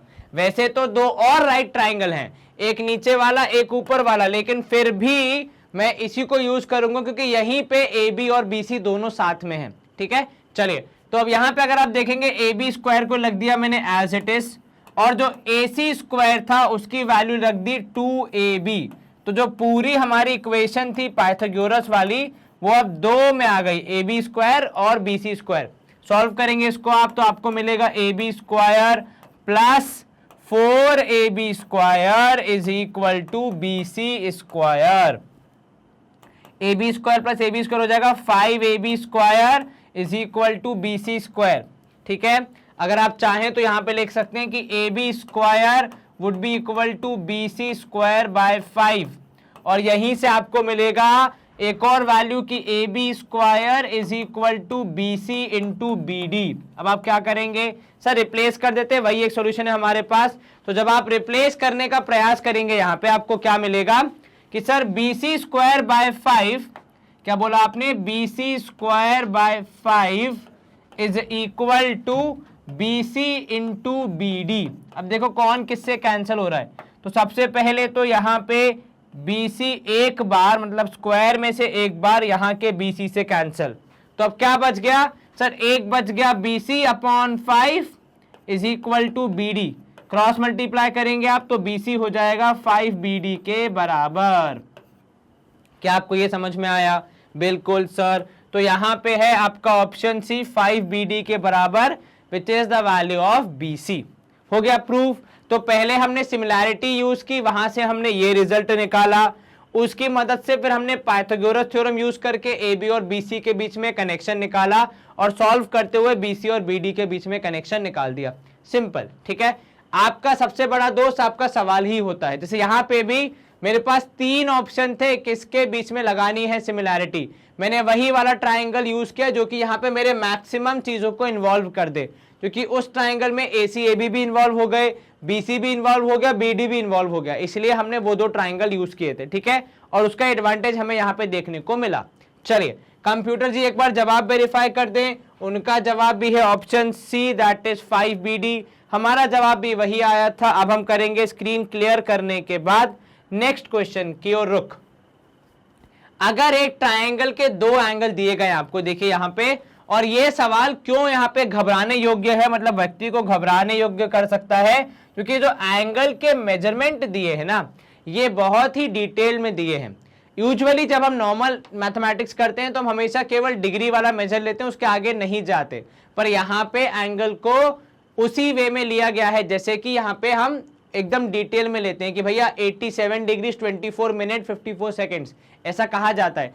इनफैक्ट एंगल्स में भी ऐसे मिनट्स और सेकेंड होते हैं, ठीक है, उनके सब पार्ट। चलिए तो कुल मिला के भाई है तो ट्रायंगल, तो मतलब तीनों एंगल को जोड़ने पर कितना आना चाहिए, तो सर तीनों एंगल को जोड़ने पे कुल मिला के आना चाहिए 180। देखो 84 degree 24 minute 54 seconds, 32 degree 31 minutes and 6 second, यहां पे भी सेम वही चलता है जो कि हमारा टाइम में चलता है, मिनट्स और सेकेंड। अब 54 प्लस 6 करोगे तो हो जाएगा 60, लेकिन आप 60 नहीं लिखते हैं क्योंकि 60 पूरा होने पे कैरी फॉरवर्ड हो जाता है, ठीक है। तो यहां पे आप क्या करोगे, इसको ऐड करके आप यहां पे लिख दोगे 0 और 1 कर दोगे कैरी। अब यहां पे अगर आप देखेंगे 4 और 1 5 और 1 6, कितना हो जाएगा सर, ये हो जाएगा यहाँ पे 6, ये हो जाएगा 3 और 2 5, और ये हो जाएगा 7 और 2 9, ठीक है, 8 और 3 हो जाएगा 11, ठीक है। तो ये हो जाएगा 1056 लगभग अगर आप मान ले तो कितना, अगर आप राउंड फिगर मान ले तो 120 डिग्री हो जाएगी इसकी वैल्यू, ठीक है। अब 120 डिग्री है तो आपको थर्ड एंगल बताना है, तो इन दोनों को जोड़ने पे आया कितना, लगभग 120, तो उसकी अगर हम चर्चा करें तो वो हो जाएगा कितना, तो सर टोटल में से 120 माइनस मतलब वो हो जाएगा 60 डिग्री, तो इसी के साथ हमारा जो तीसरा एंगल होगा वो है 60 डिग्री के बराबर। हालांकि हमारे ऑप्शन में π/6, π/2, π/3 और π/4 दिया है, यहाँ पे पाई का मतलब कितना है 180 डिग्री है, ठीक है। तो डिवाइड बाय जब आप 2 कर दो, यहाँ π/6 कर दोगे तो 180/6, यहाँ पे π/2 मतलब 180/2, यहाँ π/3 मतलब 180/3, और यहाँ π/4 मतलब 180/4, ठीक है। आपका जवाब आएगा option C π/3 that is 180 divide by 3, ठीक है। ये आपको समझ में आया। इसमें काफी कुछ टेक्निकल थिंग्स थी, जैसे ये एंगल के मेजरमेंट, वहां पाई की वैल्यू, पर आपका जवाब आएगा 180 divide by 3 that is 60 degree. हाँ, आजकल के पेपर्स में ऐसे सवाल कम आएंगे, पर हाँ ऐसे आंसर में हो सकता है पाए ना यूज हो, लेकिन ये तो आ ही सकता है कि 2 एंगल दिए तीसरा वाला निकाल दो, ठीक है। चलिए कंप्यूटर जी हमारा जवाब वेरीफाई करें। उनका जवाब भी है π/3, हमारा जवाब भी π/3। अब हम क्या करेंगे, स्क्रीन क्लियर करके आगे बढ़ेंगे अगले पड़ाव की ओर। अब यहाँ पे हमारे जो क्वेश्चंस थे प्रीवियस ईयर के 2017-18 के, वो हो जाते हैं समाप्त। तो हमने 2 पार्ट्स में इन सवालों को कवर किया, पिछला पार्ट पहले ही आ चुका है, अगर आपने अब तक नहीं देखा है तो जाके देखिए।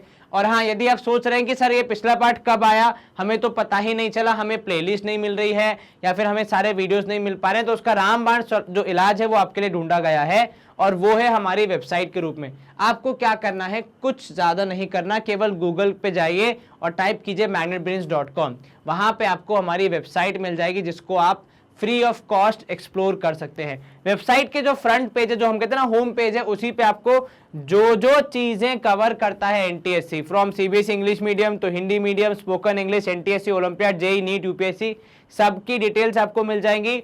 आप एनटीएससी पढ़ने के इच्छुक हैं तो एनटीएससी के टैब पे क्लिक कीजिए। एनटीएससी के हर सब्जेक्ट के हर एक टीचर ने क्या पढ़ाया है वो आपको पूरी जानकारी यहां मिल जाती है। यहां पहुंचिए, वॉच नाउ के टैब पे क्लिक कीजिए। जैसे ही आप वॉच नाउ के टैब पे क्लिक करेंगे आपको एक चैप्टर वाइज लिस्ट मिल जाएगी। हर एक चैप्टर में कितने लेक्चर्स हैं, हर एक लेक्चर में क्या कॉन्सेप्ट पढ़ाया गया है, कितनी उन लेक्चर्स की ड्यूरेशन है, क्या सीक्वेंस है, वो सब आपको वहीं मिल जाता है। जरा भी आपको कंफ्यूजन नहीं होता। बस यहाँ पहुंचिए, आपको जो भी लेक्चर पढ़ना है उसे सिलेक्ट कीजिए और वॉच नाउ के टैब पे क्लिक कीजिए। जैसे ही आप वॉच नाउ के टैब पे क्लिक करेंगे आपके वही टीचर जो आपको पढ़ाते हैं यूट्यूब चैनल पे मैनेट ब्रेन्स के, वही आपको मिल जाएंगे यहाँ पे पढ़ाते हुए, giving same quality content, same education without any much of a difference and without asking for any money. ठीक है। और हाँ, थोड़ा ये डिफरेंस जरूर आ जाता है कि यहाँ पे एडवर्टाइजमेंट और डिस्ट्रैक्शन कम हो जाते हैं, जो कि आपके लिए एक प्लस पॉइंट ही है। तो बस यहाँ पहुंच के आप आसानी से पूरे सेशन देखिए और अच्छे से पढ़ाई कीजिए। And with this we come to the end of our session. तो जो हमारा एनटीएससी का फ्री कोर्स चल रहा है फॉर सैट स्टेज 1, उसमें हम मैथ्स का पार्ट कवर कर रहे थे। चैप्टर का नाम था प्लेन ज्योमेट्री, जहां पे हमने प्रीवियस ईयर क्वेश्चंस को सॉल्व किया। ये सारे क्वेश्चन 2017-18 में अलग अलग राज्यों में पूछे गए हैं और इनको हमने कंबाइन किया था। इसका पार्ट 1 भी था, अगर आपने नहीं देखा है तो जाके देखिए। ये सेशन अगर आपको पसंद आया तो सेशन को लाइक एंड शेयर जरूर करना है, क्योंकि knowledge is meant to be shared. जितना आप नॉलेज शेयर करेंगे उतना ज्यादा आपका भी बढ़ेगा। अपना ख्याल रखें, अच्छे से पढ़ाई करें। Stay home, stay safe, take care, bye bye, good day, see you soon.